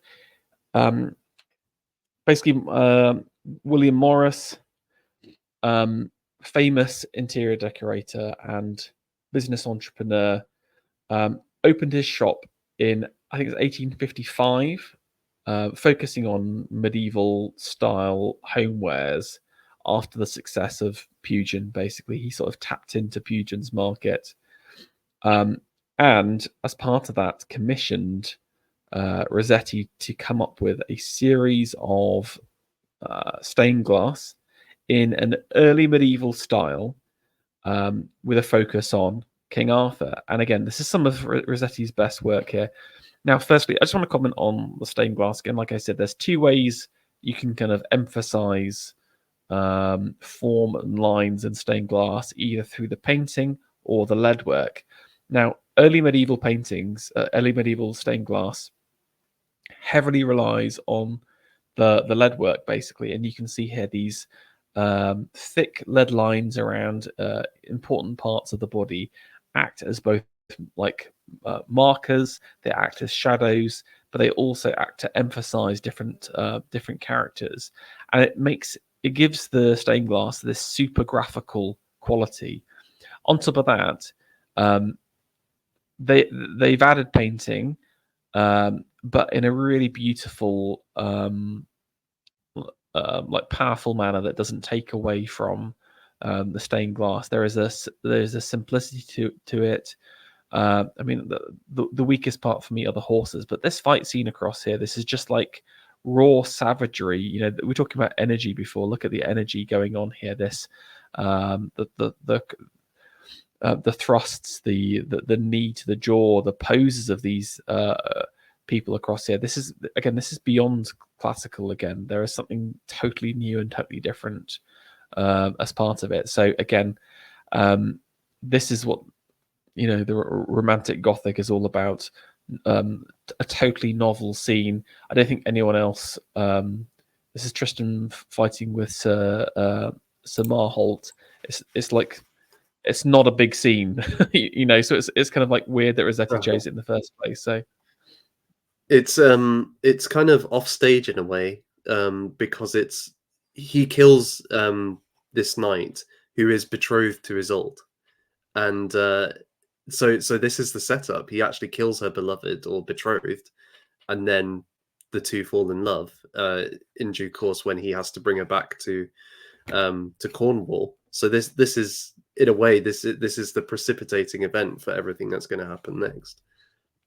Yeah, I remember reading that it wasn't actually on stage or whatever, but that's doubly interesting for me because again, it's like this taps into the kind of the ideas of novelty. Rossetti wanted to imagine something that no one else had touched before compositionally, but he manages to produce a very powerful piece. There are tons of these. I think I only included 2, but I think there's 14 in the full set, so it's really worth taking a look. But again, we've got this beautiful scene here of the love potion, and Morris in particular was looking at Gothic works for inspiration. So he would literally go back to the source materials, see what the medievals were doing, and say, okay, how can we update it? But I mean, Rossetti less so. He was less slavish. He spent like less time in the British Museum and the kind of British Library, etc. Like Morris is the real nerd. But because of that, you end up with this interesting. It's definitely in the past, but again, there is again total novelty and interest to it. Yes, this is more of like a classic medieval scene. The love potion was like one of the most common scenes that we saw of that in the kind of high illumination period. But you've got the kind of the kissing of the hand. You've got is that meant to? I wonder if it's meant to be the Queen. Maybe is it, or is it Mark? Do you think? I don't know. I thought that was King Mark. Like, oh, I'm still here. Maybe Rossetti's saying something to Morris. Who knows? Yeah, mate. Yeah, exactly. This is very much like the relationship they had, the throuple. But he's chosen to have it under the deck as opposed to on the we had that scene of the chessboard and it seemed to be always above deck. Well, this is below deck. I also like where he's like including some of the homewares there. You got to get the upsell. Morris is always trying to push. I'm just joking, but it's a real attention to detail, etc. And I like this kind of secret cabinet across here as part of it. But yeah, and there's even foliage carved into the wood of the ship. Yeah, interesting. So they've even found a way to get foliage in here. Yeah, and again, look at the background. You can see it's on the ship, and again, this tiny ship across there. There's another one across there. It's all about the detailing, and again, great compositional work, great use of the lead work to create form, and again, this is a really is a graphic work. Right. 1860s, for what happens to the PRB? Well, basically, like I said, Millet goes off. He's just not producing good quality works. Rossetti sort of goes it alone and then goes through his like portrait phase where he's producing like loads of. You must have seen one of them, just kind of 3/4 portraits of heavily jawed women. But alongside Morris was another young man. They were both due to be ordained into the church, but after I think it's after reading Ruskin, they decided that we're going to become artists at the same time. Morris goes off to do his homewares thing, but Burne-Jones goes on to be what I would consider to be the greatest of the pre-Raphaelite painters. I consider Pre-Raphaelitism to have like different phases and different like waves, as it were. Burne-Jones was not in the kind of the initial core set. Interestingly, there's like 7 of them, and only 3 of them are really relevant. Most of them fell away within like the first 6 months. But Burne-Jones he's in the orbit of Rossetti and Hunt and Morris. He's sort of in the set. He's not one of the first guys, but ultimately eclipses all of them. I mean, I would say maybe Hunt is as good as him by the end. I would say, but it's a different feeling, different vibes. But Burne-Jones has a definite obsession with King Arthur in a way that none of the other guys end up doing. Now we're talking about different mediums here. We've already seen a lot of stained glass. For those who don't know, part of Morris's shtick was to kind of recapture and like take over art forms that had long been gone.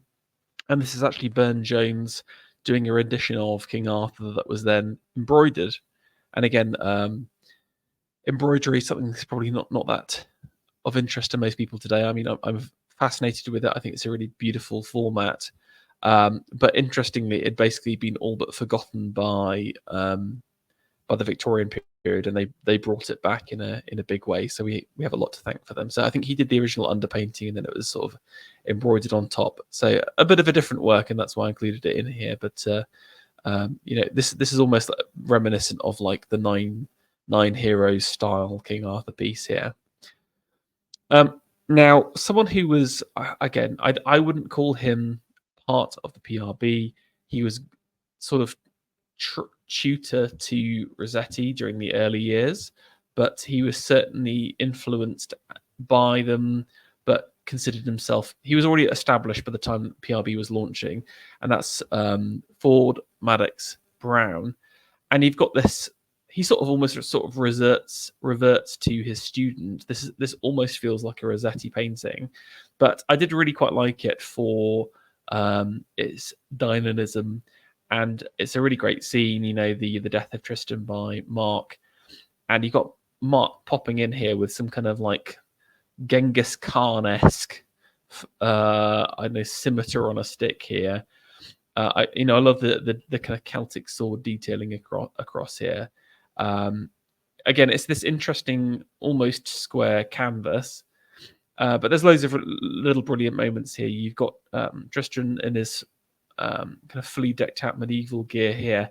I mean, look at that face. It's going to be like, he does look like he's been hit by a large heavy metal object, is the only way I can describe it. Isolde's face, I'm less sure about here, and I think, but he gets a good sense of dynamism from the kind of cloak falling off and then the little dog looking up at Mark at the same time. So again, there's something goofy about this painting. I think there's a definite, like, Madox Brown was never that great and never like produced top tier work in my opinion, but this is still quite a fun one, and it's interestingly compositionally, and this motif was going to be very popular. Again, this kind of PRB fascination with the outside. Bonus point for the teeny tiny ship in the background. Again, that's a little PRB joke there that only a few people will ever see. Let's keep on moving. Now, this piece is actually one of my favorites. Frederick Sands coming up with Morgan Le Fay. Now, the PRB basically got rejected from the first couple of years of the Royal Academy, but both Rossetti and Hunt, by the late 50s, had several works of theirs included in the Academy, and obviously as part of like Millet's acceptance into society. While society changed Millet, the PRB started to change society as well. And so you've got guys like Frederick Sands, who is much more of that traditional academic, classically trained painter, producing like a work which would fit within the kind of PRB world. It's a medieval piece here, but it's a historical piece, but it sort of bridges two worlds because it's still like got a weird kind of classical academic element to it. But it's a real special piece, in my opinion. Like Sands is kind of underrated, I think, as a painter, because he's sort of not. The PRB is often overrated, I think, in modernity compared to. I'm not doing them down, but more kind of like that, because they're part of contemporary art, if that makes sense. That you can track their course to, because they had like a manifesto and all that kind of stuff. They're the first modern art group, really. Now, what we've got here is Sands' depiction of Morgan Le Fay, Arthur's half sister, conniver, witch, altogether horrible woman, but we've got Morgan here almost as this Oriental priestess, I think. So it's a couple of interesting things here. We've got. Let's look at her outfit. I mean, yes, it is medieval, so you've got this kind of full-on draped cloak. However, there's a few things going on here. She has wrapped up, knotted her sleeves, so she can go. She can have her hands free for rank incantations. She's wrapped this mysterious yellow cloak filled with occult and esoteric symbols unknown only to the darkest minds of the priestly orders. This beautiful leopard print tabard as part of that. She's not wearing a crown or any kind of hair bandage, so she's this kind of wild and free woman. And in her hand is this kind of strange, oil lantern in the shape of. I saw it as like a hippogriff, like a half eagle, half horse creature, and there's the oil going across there. You've got a burning brazier in the background, strange Eastern goddesses, statues. You've got potions and scrolls locked away in cupboards, incantations lying on the floor. All of these little like strange bits of hay. And again, look at the background here. You've got Horus here. You've got these kind of strange Egyptian gods. What are Egyptian gods doing in King Arthur? Well, again, this is Sands' Orientalism and classicism pulling in here to make her, to make her something totally different. I really like this. I think this is meant to be like one of the tunics. You can see the kind of Celtic tunic here. The Celticness almost feels out of place in this kind of pseudo-Oriental setting.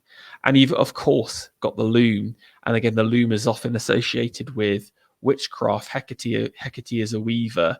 The classical goddess of witches, but also Circe would weave as well. And the idea of weaving someone's fate, etc., etc. Little PRB details here. Look at the background peeping out here. This kind of beautiful sunset at the same time, so we know it's at a special hour. The kind of the blueness of the ground around here for matching the sky. All these two owls saying, "What the hell is going on here?" I mean, just that face is like the best ever owl face. Owlface.jpg. Which makes this a totally brilliant work. It is actually so romantic because it's just so novel and so outside of tradition, but at the same time totally works, and is this actually sets up all of Waterhouse's is it Waterhouse? I've forgotten. You know, his Circe works. The sorcerer, the Circe and the sorcerer Waterhouse does, and the Yeah, sorcerer in particular, it's almost the same pose as this. exactly. The witch poses, yeah. He rips Sands off a little bit, but he create like this is the first Victorian femme fatale in '64 as well, really early. But yeah, absolutely love this piece. Anything to say, or shall I move on? Absolutely stunning, and I thought your breakdown of it was amazing. I would just add as well, you mentioned like the Egyptian, the occult being tied together there, and with this blending of the Celtic and the Egyptian, perhaps it heightens the unnaturalness of Morgana within the story of King Arthur, because you're getting this clash of styles Yeah, in her that's really character good. here. That's a good point there. Actually, yeah, she shouldn't exist. No, I like that. Okay. That's another Rossetti here, 64. Let's keep on going, because I think Rossetti's going to play it out at this time, and like again, this is not even one of his better works, but you do get again a bit more of an idea. Now, obviously everything we focused on so far, we had that like German at the start, but obviously Wagner's opera dropping in 65 is significant. Obviously both musically, but also from an artistic perspective, and this idea of content being created, or like artistic work being created and then reverberating around. But also, I wanted to highlight that it is an artistic work in its own right, and I found this really. This is on the Wikipedia page, so it's quite cheap. But this is the whatever one of the tenors from the original cast, and I think it's interesting to see the sort of the armor that they've kind of got him in across here, where it's again this very super Germanic in my opinion, or maybe kind of Celtic with some of these kind of big breastplates coming in here. I mean, I would say that Isolde's meant to be she's kind of dressed almost a bit classically, so I think they haven't got it quite right there. But this, I think we'll see as we go through time that actually opera as a place for artistic creativity is going to be super important and is often forgotten about as well. So it's interesting that we've got, again, this really beautiful picture going back so far at 65. It's absolutely wonderful, and I think just to emphasize your point here about it being a work of art, Wagner, although at this point he's slightly moved away from this idea, in his earlier phases he talked about the total artwork, and Gesamtkunstwerk. that's the one. I was thinking, should I try it, and I couldn't remember exactly how to say it, but I did a stream on it last year for Wagner Day, so you can find out more there. But essentially, all of the artistic disciplines are in service of a story in opera for Wagner, and so he embraces that and is involved in all of the aspects of an opera, from its from the words to the music to the sets to the costumes. For him, it's all part of the aesthetic experience an opera can offer. So this is just as important to him, at least in his earlier phase, as is all the other parts. So I think that's really important. And one thing, just to add to that as well, and I don't know if you found this, Pharaoh, but it's always struck me that although Wagner does several Arthurian operas, or takes Arthurian stories and turns them into operas, they often get missed out when we talk about the Arthurian tradition. It's like they don't seem to exist within the rest of the canon, but actually, to my mind, they're some of the most significant interpretations, and very much in keeping with what went before. I hate to say it, but I think this is almost like boomer truthism, where we're sort of like we are culturally ingrained to hate the Germans, basically, as Anglos, and I feel like we must embrace the Germans and reject some of ourselves. I think sometimes, like, they will be once again a great embracing of Germanic culture, just like the Romantics did. You got to understand the Romantics are sitting in the wake of Goethe and German Romanticism, and we need to build that dialogue back up again. I think so. Well, Morris, for example, translates the Nibelungenlied, the ring cycle, or the text the ring cycle is based off. So even there, with the PRV, you've got somebody who's engaging with a Germanic work.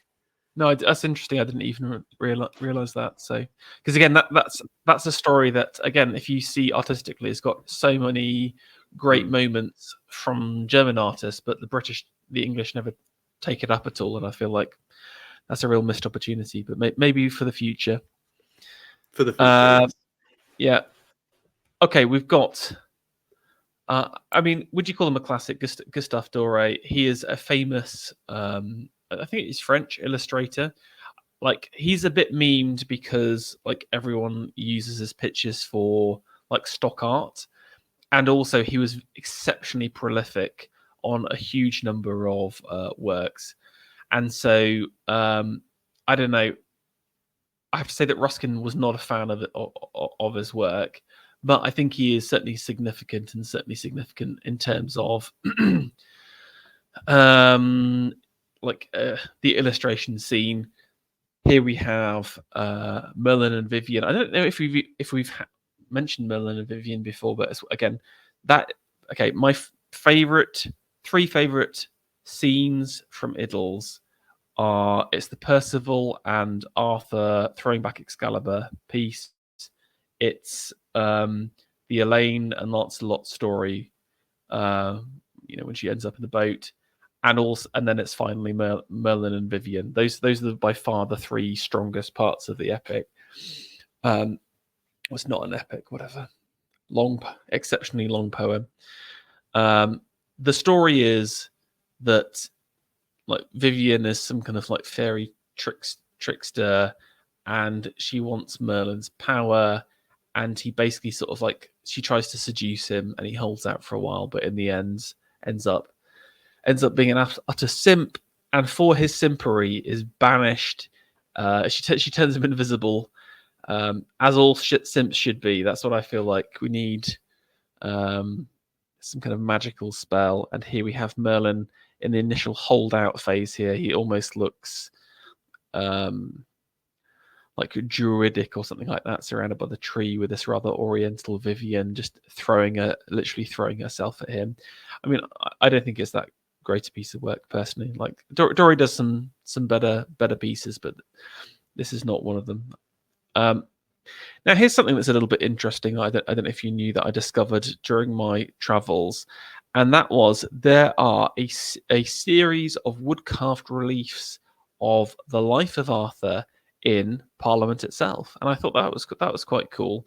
Done by a guy called Henry Hugh Armstead. Hadn't really heard of him beforehand, if I'm honest with you. But actually, these are some really wonderfully rendered works. The first one is Birth of Arthur here, so you can see here's Merlin. He almost looks Magionic with his hat across there and a wonderful coat. And he's carrying Arthur, and he's going to be placed inside the cradle, and just got this moment of contemplation with the mother behind. But I mean, just look at the bed sheets across here, really beautifully done. An excellent piece. There's about 15 panels or so I've only included a couple. My favorite is this one. It's entitled "How Arthur Gate Excalibur." I mean, just look at this ship across here. I mean, there's just such a beautiful piece of carving. It's kind of like, okay, when we're talking about square relief panels, you got to think Gothic, but you've also got to think Ghiberti, Doors of Paradise. And I mean, I think this is up there. This is as good as Ghiberti. People will kill me for saying that. This is a really dynamic piece. We talked about realism versus energy, and this is the energy. Like, it's got energy, yeah. Yeah, Arthur's picking up the sword here, but I mean Merlin's like holding him back. And is he passing on the power, or is he just trying to like Arthur looks totally unfazed by it, but Merlin looks like he's literally in a storm. And then look at the sail in the background here; it's just pouring in. I also love this is kind of like super gothic, big man, tiny boat here. You know, this is again the distortion of perspective for symbolic purposes, because if you had an accurate sized boat, you wouldn't be able to include all of the sails, etc., or this like really dramatic bow. And okay, if you were to step back and really think about it, it kind of looks like two guys in like one of those pedalo boats that you can hire out or whatever, picking something up from the floor, right? But when you really look at it, it is an exceptionally powerful and dynamic scene, and a brilliant piece of wood carving from a guy. I tried to find out some of his other works, couldn't find anything. I don't even know where these are in Parliament. They wouldn't even say it. This is from the Parliament like content website, but they wouldn't tell me where it is. So I'm gonna lead. If any Parliament adjacent people are watching this, please tell me where I can find these carvings, and I'll go visit them. They will not let me in. Right, let's go on to like the 70s now. Now, what's happening in the 70s? Well, I think Hunt is literally in Jerusalem at this time. He sort of literally like leaves the country to try and find himself in the Holy Land, and he actually does. A rare case of finding oneself and actually doing it. I would say you've got this wave of like second wave of PRB guys, but again, it's fused in with more kind of historicism. It's more like that kind of Sands type works. Arthur Hughes is, again, I'd say kind of like academic style, but then leaning on to like certainly from a theme perspective, PRB elements, but this is something new. This is kind of like academic history painting with kind of romantic undertones as part of it. And this is Galahad on his Grail quest, and I think it's the kind of is a vision of some sort. But I think it's a very charming piece. A lot of my problem with late Victorian work is you end up with, again, just too much realism. Like a lot of that kind of early jankiness of Rossetti is sort of lost. They replace it with academic realism, and so you end up with these kind of like silly sentimental pieces that don't really make sense. Do you remember that GF Watts piece we saw relatively early on? I think it's kind of, in my opinion, that you may end up in that kind of area. What he's managed to do is to sort of step out of that by relying on the supernatural here. And if it was just Galahad by himself, I think this wouldn't work for me. But these kind of otherworldly figures here, these otherworldly angels, pull it back and make it a more interesting piece. Most definitely. And I was almost wondering if, maybe touching on what we'd said before and on Ruskin, he talks about the Gothic mindset and it having a simplicity, a love of change, and thus there's the imperfections which are part of that allow for this imaginative kind of form. And I almost wonder if the hyper-realist can't have that because it has to be perfect in its depiction, whereas this sort of thing, it's a little bit less realistic. There's a bit of an imperfection in that regard, but it allows for these supernatural beings to be part of it, and they are, as you say, the color of that, the contrast with the autumnal, it really has an explosive power within this painting. There are other few little symbolic elements as well. So you've got these kind of like the thorns and the lack of vegetation across here versus the kind of more life on the right hand side, the kind of flowing river showing you energy, the wind being swept away in the background. So there is a lot of subtlety in this painting. So I think you might glance over it and say it's just like, oh, it's just another chocolate box Victorian painting, but I think this definitely has more to it than that. Something that doesn't hit as well for me is something like this from Arthur Hughes here, Lady of Shalott. Lady of Shalott, aka the Lady of Astolat, aka Elaine, in the Tennyson story, basically is sort of left with a shield, sort of obsesses over him, and then eventually sort of, I don't know if she kills herself. It doesn't. It's not in Tennyson. It's not implied whether she just sort of like just fades away, kind of thing, or she does actually kill herself. She dies of sorrow, I think. Really. Okay. Well, that's how I always interpreted it. Do you think she actually kills herself? I'm not sure, because I think they did talk. I think they do talk about going to Camelot and stuff, and I think it's sort of implied that then she's like, okay, I'm gonna come back dead in the boat, basically. I don't know. That's how I always read it. I mean, this painting sort of operating in the post-Ophelian paradigm. So obviously Millet's Ophelia painting, one of the great early PRB works that, iconic paintings that everyone knows. So it's kind of like floating dead women is a space that's already been done. So it doesn't really, it's tough for these romantic painters that want to have a new twist on it. So you've got this kind of like pretty, like, I think it's quite a naff painting here. Elaine sort of tilted up so we can see her face here, her hair floating in the water, and you've got these kind of like almost, I don't know, I see them as like Germanic peasants as opposed to medievals. A swan by a side. I think this is too heavy-handed, and again, not that interesting personally. But Nathan, can you redeem this painting for me?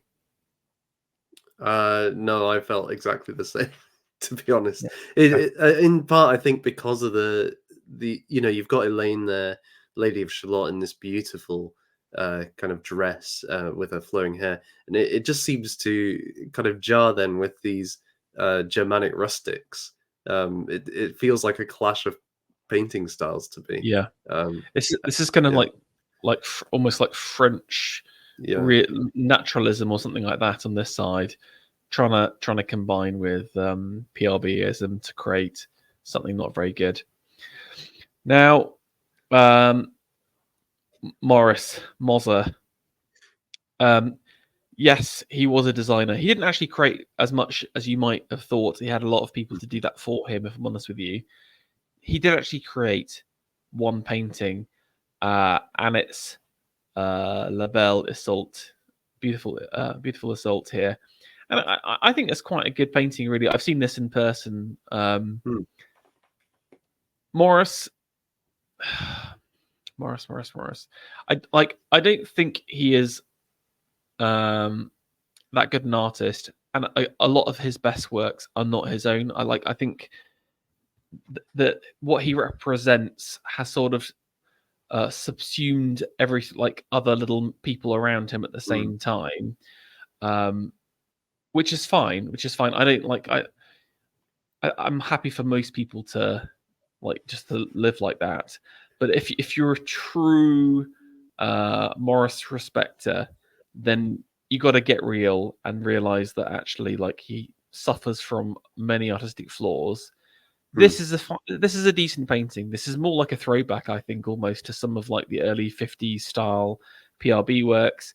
I mean, there's some really nice focus on textile detailing, the carpet, etc. Just look how janky this kind of background Tristan harpist is across there. Or the hands look not too bad here, but I noticed when I was in person, I was like, oh, the hands are just exceptionally bad when you see it up close. But I think just the fact that it's Morris doing an oil painting is pretty cool, and I like and respect artists that don't just repeat exactly the same thing. This is more originality than Rossetti's doing at this point, at least. At least he's not doing exactly the same thing in exactly the same medium over and over and over again. So kind of cool. What do you think? You like your Morris respecter? I respect Morris more for his literary work, even though that is incredibly turgid. Just because I think, yeah, he changed literature through the influence he had on like Tolkien and Lewis and so on. But I do appreciate his art. The thing that really struck me actually is that I know this is his wife that he's Yes, yeah. painted here. Isolde is usually depicted with blonde hair, so I thought that was quite interesting. He still chose to paint his wife in that regard. Yeah, no, it's interesting. And you've got this quite intimate moment of the unbuckling of the girdle as well, which it's a good pose. Mhm. It's a good composition, and I feel like if Morris was actual painter and stuff, it would be it'd be really good. No, not to be. It can't. I can't like. It's not impossible to not sound patronising or whatever, but it is what it is. He didn't paint that much. Is what I'm trying to say. Mhm. Okay. I want to talk about something, and now for something completely / just a little bit different.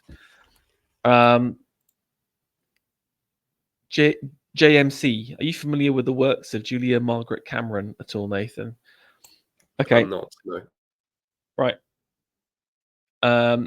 In the 70s, we already saw that photo from the 65 from Wagner, but camera technology has continued to advance to such a degree where high society women in Victorian times would be able to afford both the camera and the the space needed for a dark room, etc.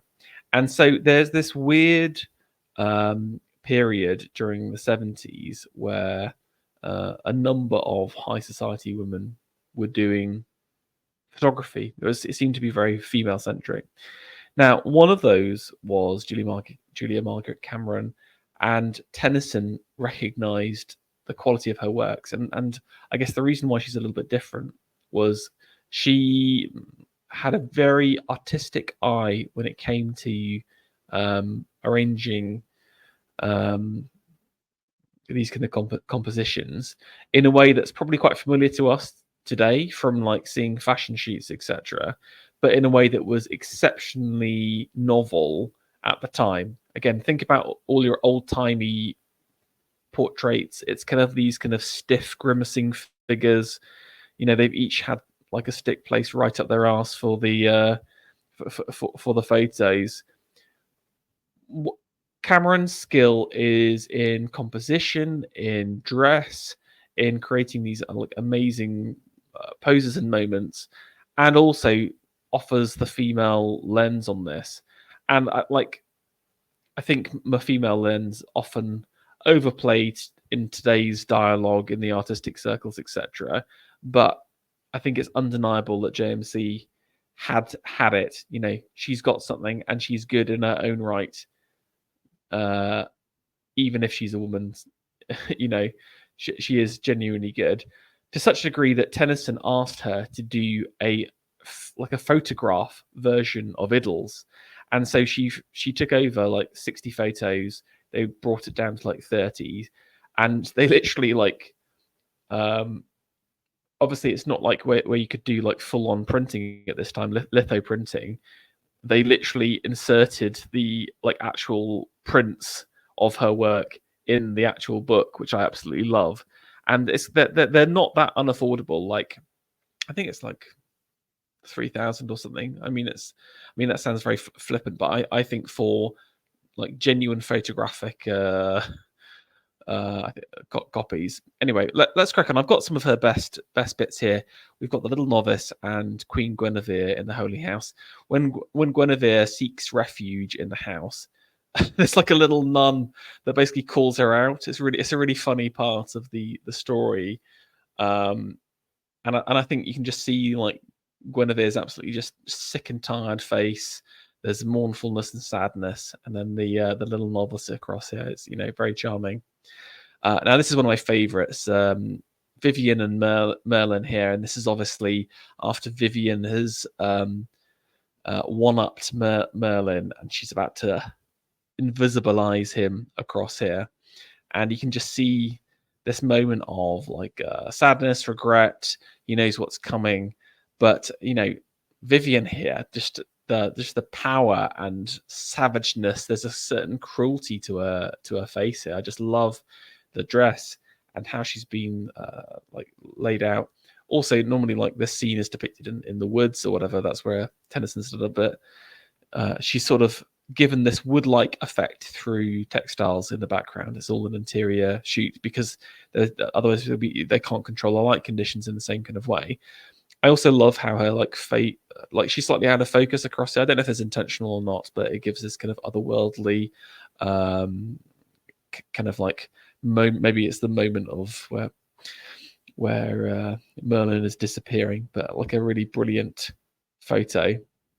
The death of Elaine here. I mean, I'd say the weakest thing is the props that she used for the knights, and you'll notice a lot of like cavalry helmets. But I think it gives a bit of that kind of like camp Renaissance Arthur feel to it. But I think the props for Merlin are excellent. And here's again. Elaine gets taken out of the water and she's like holding a letter at the same time, and that's that. And this is the moment. And I think this is meant to be Arthur and Guinevere. I mean, there's some great beards on the guys for this to such a degree. I'm surprised. One of them does look like quite African actually, and I'm surprised that no one has claimed King Arthur was actually black. But anyway, I didn't include that photo in there just because it would encourage people. But there is this, like, I think there's a serenity and beauty of Elaine. I think it's a really good composition in terms of like fitting everyone in the shot. And again, it's taking Elaine out the water as well, which not many people do. So get this kind of bonus novelty points. Here's Elaine a little bit earlier, and this is her in her tower looking at the world through the reflective mirror, the Lily Maid of Astolat. I think again this is a brilliant composition. She just gets women's, like, unsurprisingly so well, and adds a different quality to it that you couldn't get. Like, I think photography is such a difficult medium, and especially today because it's partly digitized, etc. Like, I think its artistic value has massively diminished, but Cameron still manages to kind of create these really brilliant compositions that are very original at the same time. We've got Enid looking into a mystical, like, chinoisier, but I liked the kind of how unbelievably saturated, she's this kind of beauty, real beauty, an interesting spirit here. So here's another Vivian one. I mean, just like when she grabs you by the beard like that, you just know it's over at that point. You cannot resist. Yeah, Merlin just, his will was broken at that point. No hope. Yeah, I mean, this is just such a great moment. And also, again, there's just like just the raw erotic energy for 74. Again, everyone's down on the Victorians. I told you we had this chat. I had a chat with Luke about it, I think, a while ago, and I just love this. This is a real sensual moment, and maybe he's not a simp after all. Maybe I'm being too harsh on the old Merlin. Okay, that's the JMC. There's loads more. Just go through. They're all on the V&A collection. Take a look through. Speaking of the beguiling of Merlin, here is Burne-Jones' version, and kind of by the late 70s, he's really come into his own in terms of oil painter. Here's what you got to know about Burne-Jones. He's got a really specific color palette. He has a really specific skin tone for women, which just really marks him out. He is a master of textiles and cloth, but also of form as well. I mean, I mentioned this kind of idea of the classicist cares about the naked body, while the Gothic artist cares about the form of the clothes. He sort of spans both areas, and just like check out this Vivian here in a contrapposto, classical posed. Her clothes are just hugging to her so tightly that you can really see her form on the legs here. Just these beautiful, like, what's Merlin checking out here? I mean, I think we all know the comely thighs of this beautiful maiden. So is this like a classical work? Is it a Gothic work? He manages to span both, and I really love his Merlin as well, rather than this kind of like rusty old, like doddering old grandfather. I think they've got him more as this, white-haired but still powerful figure, and I think it makes it more interesting. I think it's just the problem with the JMC version is just kind of like the sexual power dynamic is too in the favor of Vivian to be interesting, but here, he's a younger Merlin. He's got this kind of like handsome quality. Do you know what I'm saying? It's not necessarily all about Vivian. There is more of a kind of like, who's seducing who, and in Tennyson, there's definitely, it's as much Merlin as it is Vivian, and that's what I think's interesting. Anyway, she's got the book, and I think she's asking him to translate, so that he hasn't been banished just yet.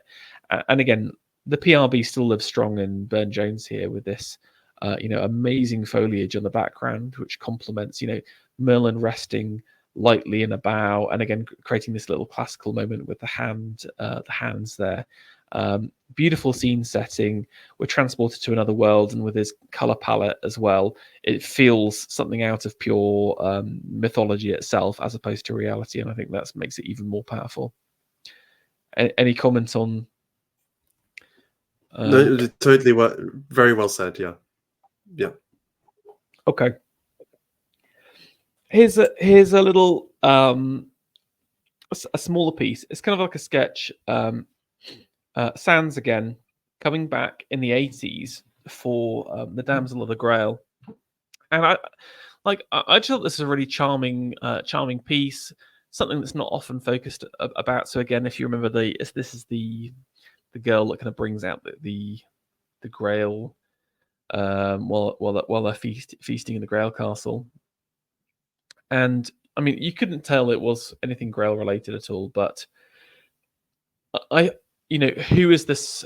Who is the Grail Maiden? What is she about? Like, I don't think we often think about the symbology of her, and I think there is something. It's about purity. It's about virginal nature. It's about beauty and attainability. She is the physical personification of the grail itself. There's something interesting about chasing after a grail and chasing after a woman at the same time, which I think that the French knights intentionally put in there. I think it's not just about virtue. I think there is something, there is a nature of that, and I think he's one of the few people that has contemplated that, and then again, just in the same way that he manages to nail down Morgan. I really love this simple, but there's a simplicity, there's a purity to her, and a beauty, but almost we don't want to touch her because she's so virtuous. But there is, you can see the kind of like the breast coming through the clothes, for example. There is a sensuality to her. There is a desirability from us, which I really like about it. So it's this juxtaposition between, like I said, eroticism and celibacy at the same time. And like you have to be on a vow of celibacy for the Grail quest as well, don't you? So I think that's also something interesting there to be said. Okay. Oh, do you want to talk about her a second? Go on. Well, I was just going to add as well. This there's a sadness in her face as well, and I think just what you're talking about in terms of the sacrifices, the kind of suffering that goes with pursuing the Grail or pursuing a woman, you might say, is kind of bound up with that. She knows the kind of tragedy of many of those who are going to try and pursue her or pursue the Grail and ultimately fail in that quest. And then also in the context of the story as well, the Chrétien story that she features in, she's presenting the Grail in the castle of the Fisher King. The Fisher King is wounded, and thus the land is withered. It's a wilderness. So although she performs this ritual, it's a hollow on it. It's not. She sees its degradation, and it's still requiring restoration. So I found her look in particular there as, as conveying that very powerfully. No, that was really good points. Okay, let's move on to what many consider to be Burne-Jones's masterwork. Okay, other little Burne-Jones like memes. We talked about color scheme. We talked about naturalism, clothing. He has this kind of like quasi-Renaissance approach to armor and clothes, which again give it that kind of otherworldly quality, which I think is really interesting. But one other thing he loves to do is to mess around with like weird canvas formats. Now, this is partly due, I think, to contact with someone like Ferdinand Knopf from Belgium, who was famous for these kind of like really weird, long and thin and tall and thin formats. But I also think it's from the Japanese, because with some of their woodblock prints, the standard print is known as an oban, which is like I guess like A4 ratios roughly. But they would also love to do an oban triptych, which is like 3 of those sort of stacked next to each other, giving it that kind of really long and thin feeling. And there's a lot of those kind of works in the 1870s. There's a real Japanese fascination in Victorian Britain. So it's interesting that you see works like these at the same time. Anyway, well, this is Arthur's last sleep. We've got the mystical, otherworldly maidens around him this time, playing musical instruments, as opposed to like contemplating, like we saw with Rossetti. I mean, this piece, there is a serenity to it. There is a calmness, like the fact he's called it the last sleep of Arthur, or again, shows that it's not a savage moment of loss, but a passing away, a passing into the night of mythology itself. There's other little beautiful bits here. I mean, we've got one of the queens, with a head in the hand. So I wonder if that's like a little throwback to Rossetti's work, almost their little hat tip there. I don't know much about the rest of the site. I think the painting is even longer than I've got this cropped actually, but I don't know if you had any comments on that at all, because I bet you know a little bit more. Well, firstly, a great spot on the kind of Rossetti, the Rossetti callback. I think that one of the things that's just worth saying is this is a huge painting. Like, an image on a screen doesn't convey how big it is. And so, and Rossetti spent several years working on this. Was it like 15 years? Sorry, Burne-Jones. Burne-Jones Yeah. spent 15 years working on this work, and it kind of stayed with him through his elder years. So it very much kind of captivated him. It became people say an obsession, and this kind of he saw it as an escape from Victorian industrial society and the vices of it, into this mythical world where he could find solace and peace. And I definitely think what you said about this passing of mythology, this stillness at the same time, you can see if that is true of his attitude, then that is very much there. And you as the viewer, I feel you can you can feel like you're actually in that place when you're viewing it. Just compositionally, it strikes me as actually a very like Renaissance work. For example, so we obviously got the horizon line here, but the perspective is all drawn into this kind of central black point across here. So it's like we're all looking into the darkness, but there's a light in the darkness at the same time. So that's an interesting story. But the use of this kind of like mini temple, mourning chamber, whatever, like funeral parlor, combined with the kind of 3 groups of figures is like this is actually weirdly classical. Like if you see classical Renaissance paintings, they will often like have buildings in perspective, 3 clusters of figures at the same time. So I think it's interesting that he's playing with that. I I mean, is this his greatest work? I think his like Perseus cycle is like way better personally, but I still think this is a very like it's an ambitious piece. So, like the scale alone, you need to give it respect, and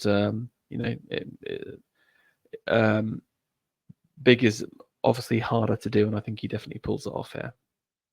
Okay, let's go for a bit of a palette change, and that's onto Waterhouse. Now, I would call Waterhouse like phase 3 of PRB. This is the kind of like the high Victorian coming into the Edwardian phase.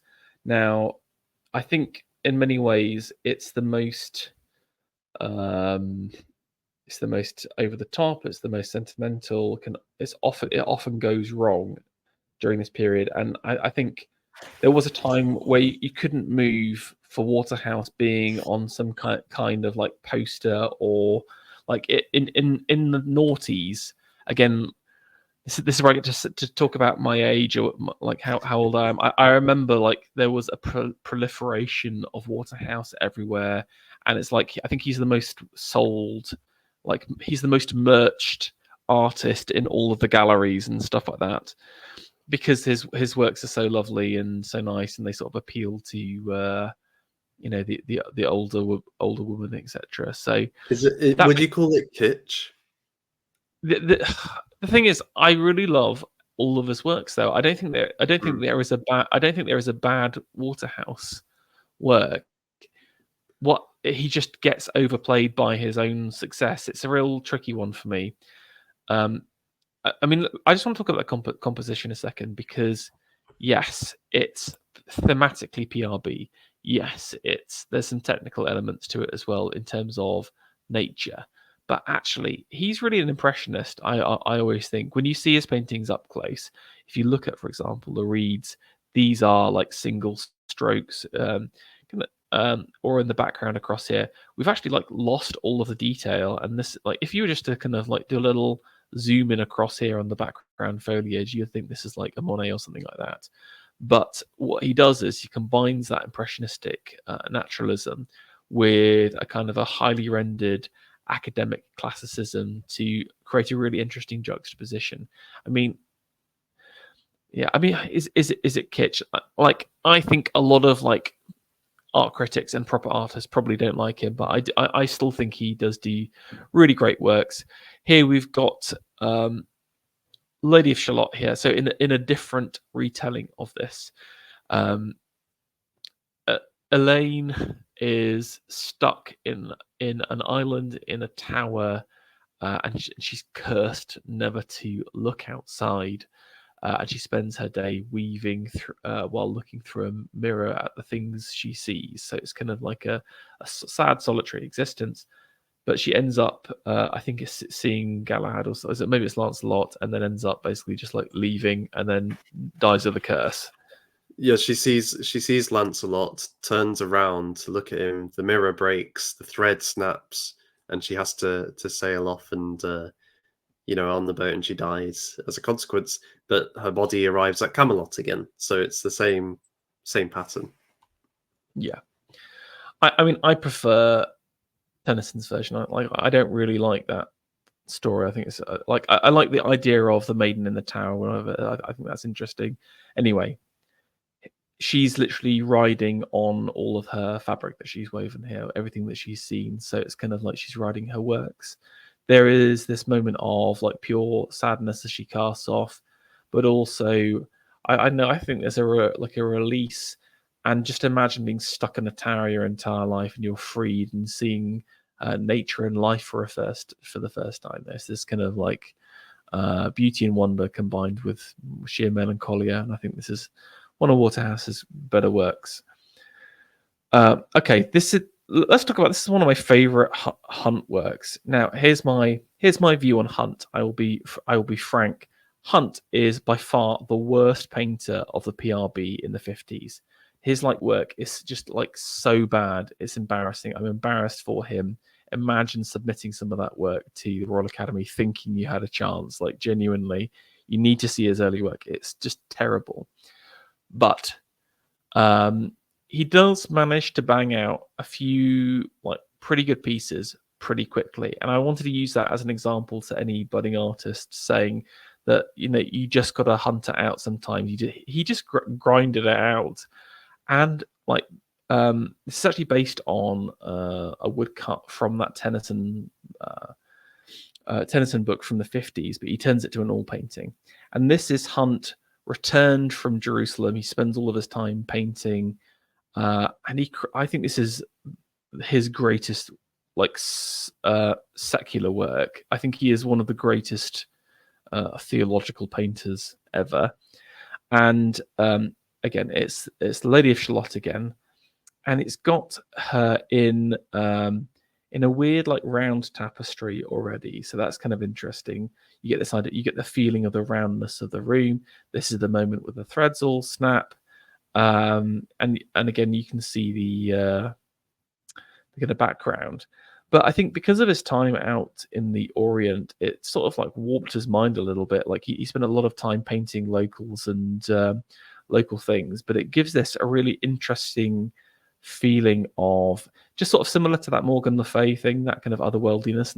I mean, look at this kind of Ottoman patterns here on the ground here, or again the detailing on the I don't know if you call it a loom still.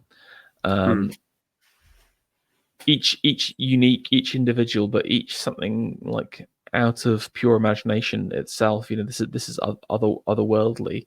Look at the reliefs down at the bottom here. Look at the intarsia marble. Look at the details of the flower here.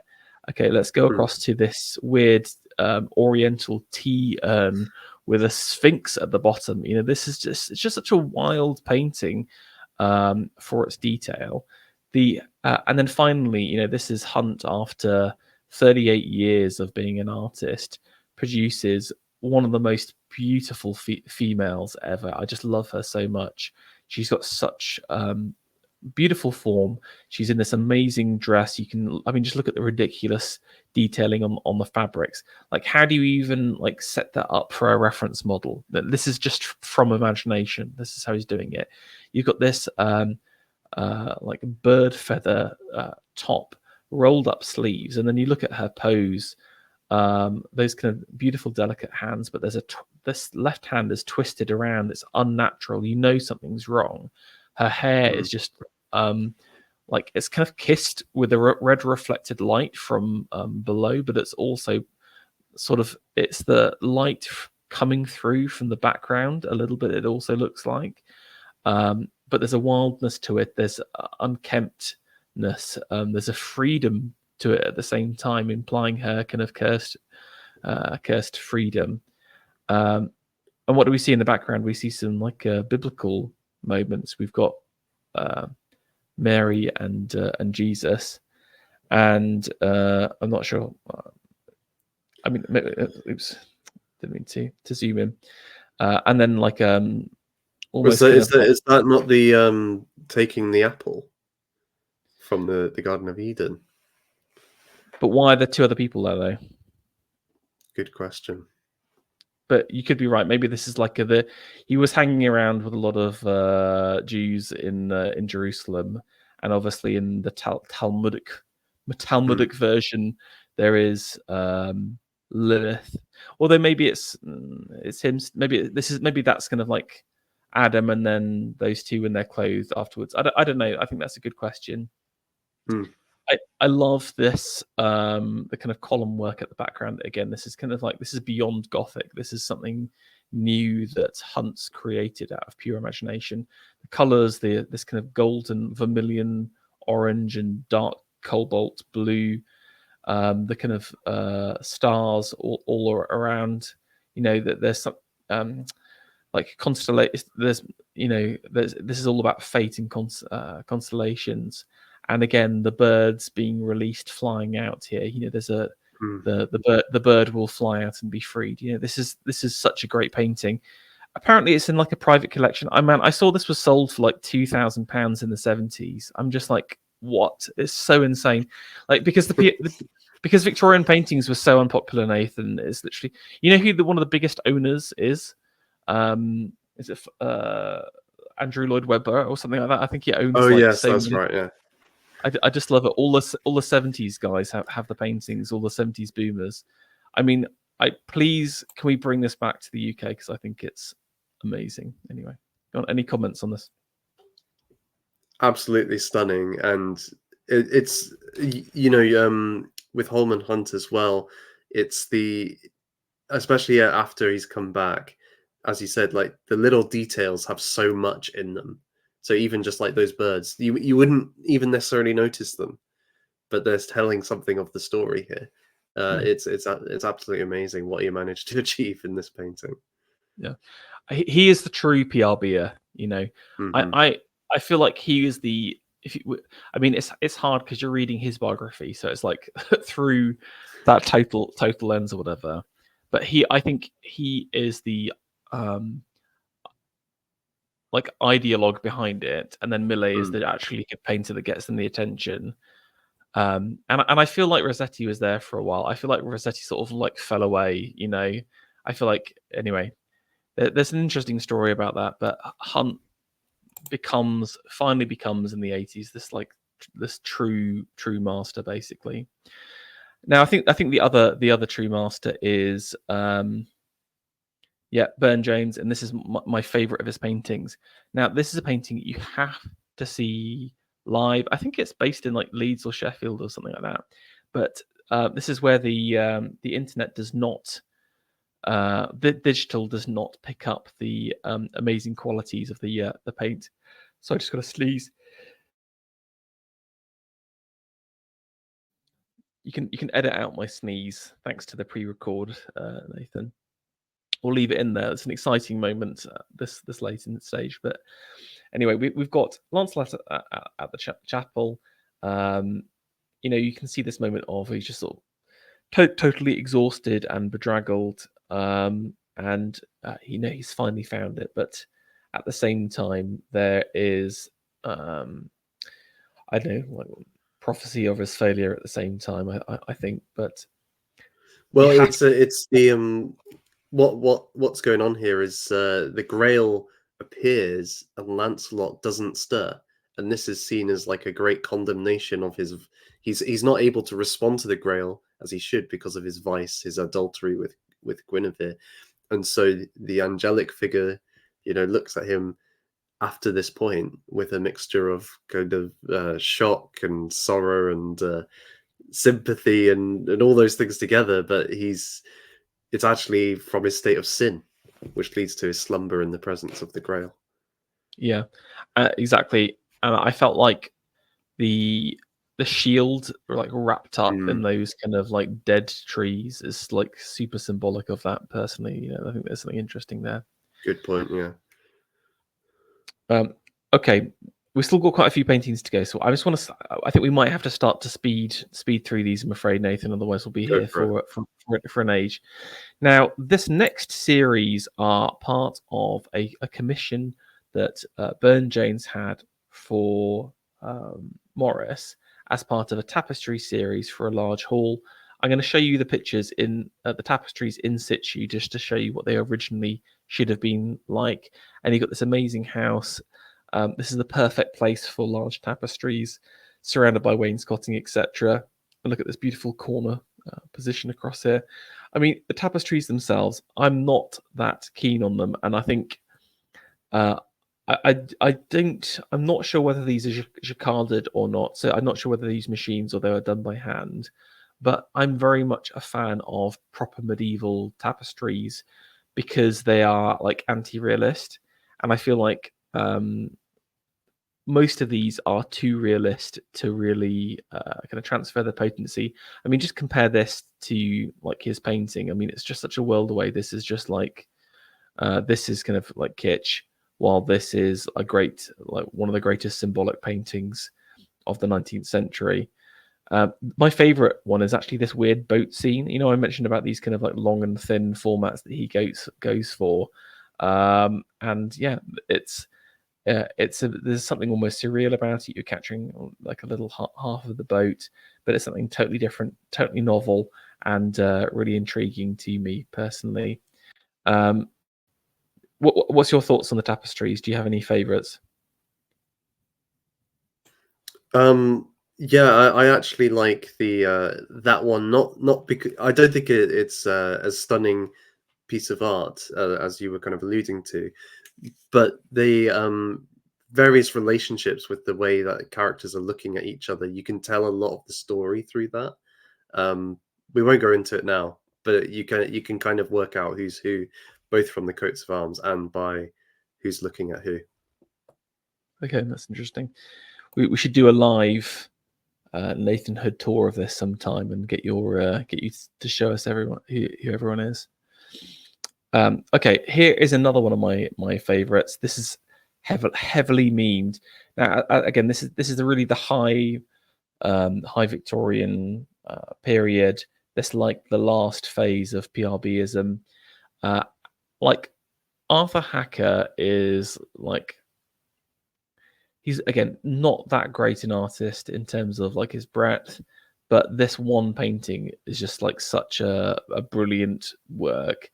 And I think why I like it is, yes, it's got its roots in PRBism. You've got the amazing detail of the leaves down here, or something like the tree that the sword's on. I mean, it's almost hyper realistic, I think, in terms of some of the kind of qualities like the dress, etc. But there's something definitely of the world of symbolism. And again, for those who don't know, the symbolist painters, I mentioned Knopf, and I consider Burne-Jones to be a bit of a symbolist as well, operating in the 1880s, mainly around France and Belgium, but like having an impact. Look at the background here. Yes, there's detail, but when you look into it, really, it's just like very loose brush strokes. So you have this very strange, almost surreal landscape. Like the color choices are so interesting for me. There's like these deep purples and browns. It reminds me of like Vrubel, this kind of Russian modernist painter. And then look at this like little impish figure across here. I mean, you tell me about the scene, because I bet you know more about it. Well, it's I should say as well, Parsifal gets is one of the operas by Wagner, and Parsifal being Percival, and so Percival here is being tempted by at least in Wagner's version, Kundry on behalf of Klingsor, who is this failure to get into the Knights of the Grail, and she is the one that helped him claim the spear from the king of the Grail Knights, Amfortas, and helped him be wounded through her seduction of him. And so she wishes to seduce Percival, both on behalf of Klingsor, but also she thinks that somehow this will save her in some way. She's using sexuality to heal her guilt. Percival, on the other hand, is reeling with this temptation and is looking to the cross on the sword. And this is a harken back to the older tale, not Percival itself, but the version in the Quest for the Holy Grail, the 13th century one, where he's taken to an island, and a maiden arrives, and he nearly kind of loses his virginity, but then sees his sword next to the bed, which has a cross on it, and this kind of helps him to overcome the devil. So it's kind of combining these two characters. So Klingsor and the devil are maybe one and the same here, and bringing it all together into this one painting. So it's kind of bringing all the Percival traditions together. Mm. Oh no, Which I is should say as well, it's like the wasteland as well. So because of the failure of the Grail Knights have lost the spear which pierced Christ's side, which the devil or Klingsor seems to have here. Therefore, it's the land has fallen, and the restoration of the Grail and of the spear to the community will lead to the healing of the king, and thus to the flourishing of the land once more. Mm. Yeah, that's really good. That's a really good analysis on top. You have to see this painting. This is in Leeds. It's worth just going just to see this painting. It's definitely in my top 5 Arthur paintings, I think. Also, he looks like a Chud Jack. I just love it. Just Chud desperately not looking at the e-girl. I'm surprised it's not more memed than that. Right. We're going to quickly blast through this last part here. He says for the third time. In 1895, there is a really interesting moment between art and acting, and that is the putting on of a King Arthur play by the famous actor Henry Irving, who really he sort of creates like modern theatre. I think basically, I genuinely think that celebrity culture and its consequences is because of Henry Irving. Basically, that's the starting point of acceptable society theatre, if that makes sense. The theatre has always had this like nasty little dodgy taint to it because of I don't know, the actresses, etc. But Irving elevates it to a higher point, and the way he does it is by bringing in the beautiful Ellen Terry as Guinevere here. I mean, here's Irving here, absolute beast. But Irving, interestingly, hires Burne-Jones to design stuff, and he designs not only the outfits, the backdrops. He does literally everything, like with almost autistic detail. I mean, hats off to the guy. I mean, and I just love this outfit, and you can tell. Look at the knee plate here. This is just so Burne-Jones. And the shoulder pad across there. This is again straight out of Perseus's armor, but combined with Irving's like stage presence and his in his posture here, it's just like such a powerful figure and character. Here's some of the other costumes. I think the women's were less good. This is kind of interesting, like Corset Ottoman. I bet he consulted with Hunt for that. I thought the women's stuff was less good. Here's a piece of backdrop scenery when the king's been laid down and the maidens, etc. And like Burne-Jones is really old at this point. I think he's in his like 80s or something. So he's doing pretty amazingly well. One of my favorite pieces is the some of the prop designs, where again Burne-Jones just like, oh yeah, we need to design Excalibur. I'm literally gonna like design that as if I was gonna make the item itself, and you've got this like insanely detailed piece of work here.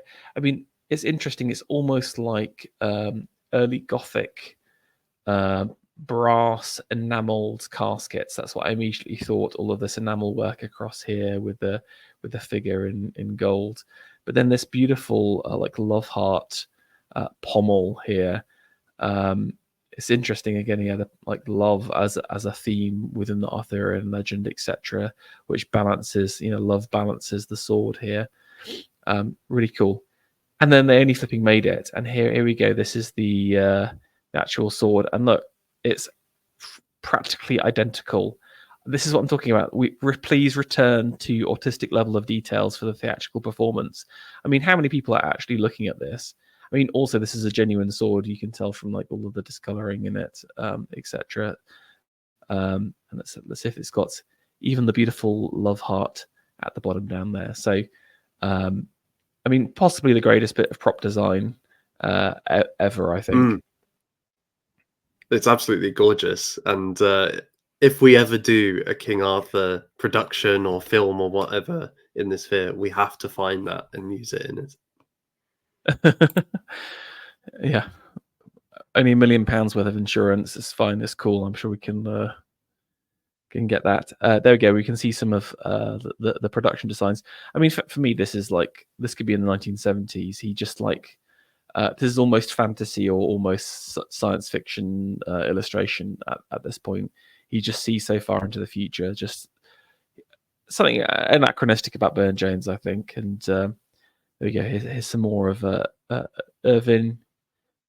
And even the flipping, they made these like sort of, it's kind of cringe, souvenirs. But then they've turned it, Burne-Jones did this like almost amazing bit of graphic work. This is like his best graphic work, was a flipping like a giveaway for a King Arthur show, like right at the end of his life. And again, yes, you've got Merlin here. You've got the sword that everyone's like taking a look at. I love the colors. I love the composition of it. Something almost kind of Celtic revivalism about it. pretty amazing. Oh look, here we go. Here's Maud Milton as the spirit of the lake. Yes, the lady of the lake here. I mean, I don't think they got the women that right. Okay, last little bits here. 1897. I think the Irving play is underrated in terms of like bringing Arthur back into the public consciousness in a big way. I think King Arthur as a high art was kind of revivified by Tennyson, but then the play, after the play, there is this huge wave of we'll look at some of the illustrations as part of the next wave, but there's tons of like kids books and writing about King Arthur from this point, and I think the Irving play sort of captured it in the public's imagination in a way that has had like profound effects. I think all of our King Arthur content from whatever the Merlin TV series sort of dates back to the Irving play. Now, just to kind of show you some of the impacts it had, here is a society party where they dressed up like like people from Tennyson's King Arthur, and this is what I'm saying. Like, our elites are just so unbelievably lame. Like now, like the best thing they've got is something like the Met Gala, where they just kind of like get turned into some kind of demonic nightmare from another dimension by some kind of horrific, weird designer. This is Lady Ashburton as Enid in Tennyson's King Arthur, and I mean, she's really gone to town with the outfit. I mean, the fabric is just like, this has actually been like fabric matched with this is like a proper velvet, like medieval velvet, and but they still got like the tight Elizabethan waist across there. We used to be a real country, Nathan. We used to have decent elites. Look at this guy, Lord Rodney as King Arthur of the Round Table. Like, just imagine if Sunak just had like a King Arthur party and then like dressed up as someone that he just looked terrible, but Lord Rodney just genuinely looks pretty good for a LARP, for a bit of a laugh. This needs to happen. This needs to happen again. This is what is really meant by the return of Arthur, right? Well, I know that there is something just like fake and lame about it, but at the same time, it's just so endearing, and they just genuinely like they cared about it so much that I can do nothing but respect them, basically. Yeah. Mm-hmm. Okay. We still got another 10. We'll bash these out. The Elaine Leighton, the not good Leighton. there are two. There's Lord Leighton, who is very good, and there is is it Frederick? Yeah. There's Edmund and there's Frederick. I don't know which one's which. I think Frederick's Lord Leighton. He's the good one. Go on, you're gonna. Yeah, Edmund did a lot of medieval paintings that I've just come across here. Yeah, this is the not good. This is the kitsch that I was talking about, and I think this is the realism. They're trying to history painting a mythical subject, and it just becomes boring, in my opinion. So I give this like not good points. Okay, Frank Dixie. Now Dixie, I do really rate. Again, he sort of is more of your Alma Tadema style late Victorian classicist, but you've got a couple of really good paintings. I can't remember the context of this, but I'm pretty sure this is Arthur returning to Camelot. The composition is like super strong. Firstly, because of the Arthur himself is just unbelievably chadface.jpg. This is return to Chad leadership. But you've got this moment between him and Christ, the banner in the background, almost giving him a halo. You've got these little sub moments.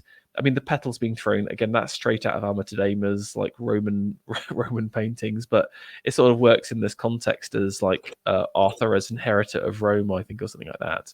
And here you have these like really beautiful women, kind of throwing the petals in front of Arthur. I mean, look at this horse. This is just intense, amazing. Again, I really rate this compositionally and technically. and Dixie does lots of other good work.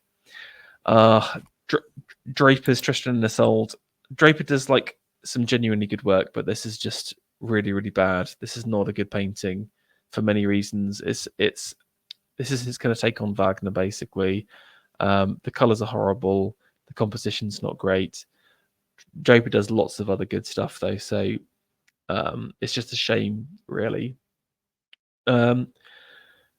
Here's Dixie's other really good painting, and this is Isolde here, and this is her looking out. Now, not only is this like I don't know, like a master of like a it's a mastery of realism here. So like the hand on the left hand side, there is just so much like delicate nature to it, and like it's just been rendered so lovingly and so beautifully that it could like jumps out to us. I think the face is a little less real, but I liked that again. It's like this almost like beyond hyperrealism into otherworldliness, and again just the kind of the panel beaten copper gold of her chair again just looks totally amazing. It's a woman looking out to sea and imagining another life and imagining another world, a moment of longing. Again, is it a sun rising or sun setting, matching her, the reds of her outfit, etc. A really like intense and beautiful moment. And again, this is a road not often trod. It's always Tristan and Isolde, and never Isolde as like a figure by herself. And I think that's such a shame. And again, he's tackled the subject like amazingly well. Also, I mean, just shout out to the amazing frame here. Like, return to absolutely Chad frames, which are just beautiful in their own right and amazing, and it makes the piece because it sort of sets it. And again, a really interesting novel format and shape. Really cool, almost like a horseshoe. Right. This is the other Leighton one. I know you like this painting because you keep posting it, Nathan, on Twitter. So I know you like it, but it's meme worthy. It's memeable.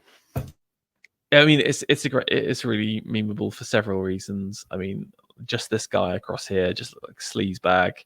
It's the markface.jpg. I don't know. This for me is just dead art, and I'm just not vibing with it whatsoever. I just don't like it.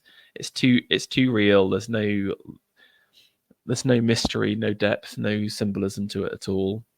I just find it to be very, very weak.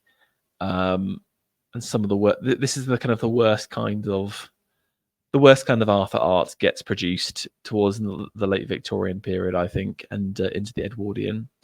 But there are some interesting pieces. There is this one interesting sword in the stone illustration. Now, most of the illustrations I've actually got in what I call the modern section because I think they follow the modern format as opposed to the romantic. But there is this one series illustrated by Howard Pyle, which I think sits in that kind of more Gothic tradition. And there's a couple of different versions of the sword and the stone. One is the sword and the anvil, and if you look at the front of the LP of Requatements, King Arthur, he has the anvil on that as well. So pretty cool.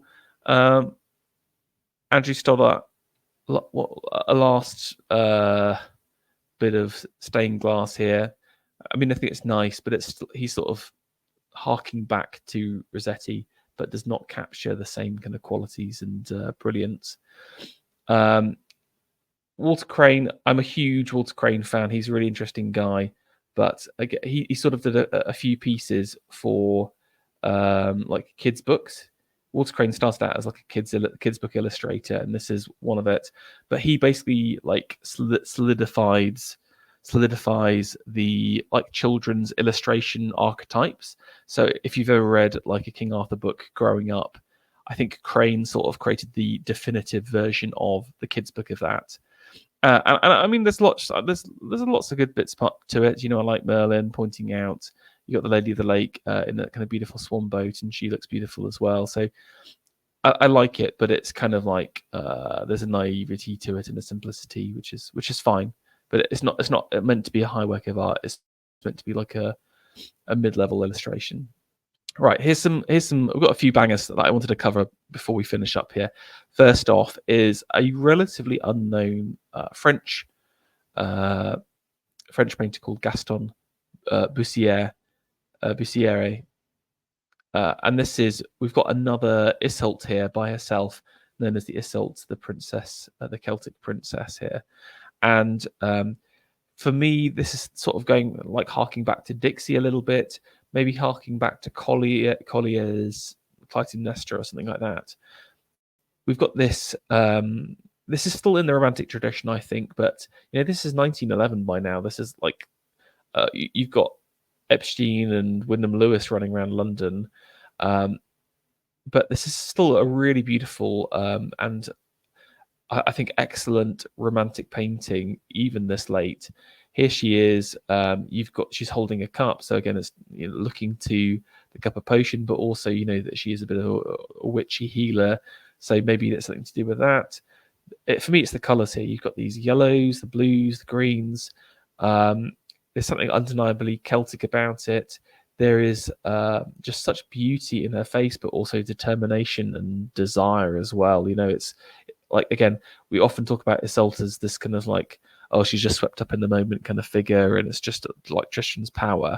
This is Iseult as like she wants something, and she wants Tristan, and she has magical means to do it. So I think this is sort of challenging that archetype a little bit in an interesting way.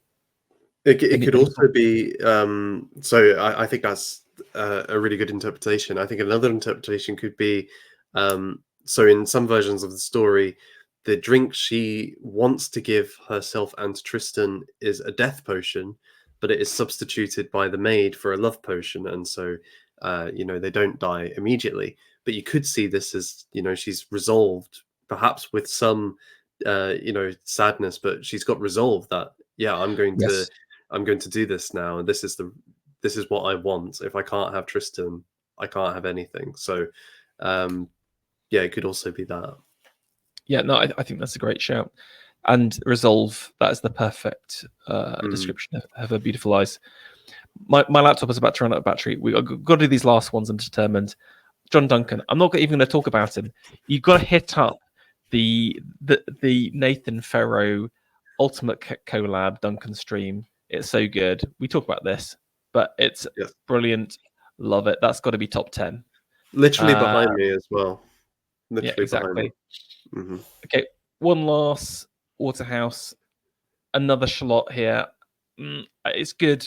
It's not as good as the Holman Hunt. I mean, come on, it's a little bit sedentary, but I think it still stays on the good side of kitsch. And again, Tristan Iseult, this is a slightly better one. I think there is a bit more depth in terms of the characters and the faces and the poses, etc. So this is definitely one of his better works. And this is 1916. I mean, people forget how late Waterhouse is. That's why, like, he is a modern, basically. He's the modern PRB. I quite like this one. This is from The Boys, King Arthur. Again, sort of going back to that Ford Madox Brown painting, but with just like even more brutality and savageness. And I like how King Mark just looks absolutely like Chad, whatever kind of weapon that is, just about to just beat the crap out of this like blonde soft boy, while Iseult sort of sits on, like, not even bothered by him. He just looks like a real simp in this, and I think the roles are reversed. Mark is the true king of the story in this version. Okay, we've got one more. Okay, two last bits here. This is another Gaston Bussière, but this is Isolde the blonde, and this is almost modernist, I would say. It's just been so impressionistic around here, but again, I think it still has that kind of. He's returning to the resolve of Iseult here, and I don't think it's as good as his other piece, but I still quite liked it, and I like the colours of it, and again, a little bit different and a little bit unique. And last one is this: the Holy Grail descends on Sir Galahad. I think a pretty impressive piece of stained glass here that I think we could have gone through in more detail in another time.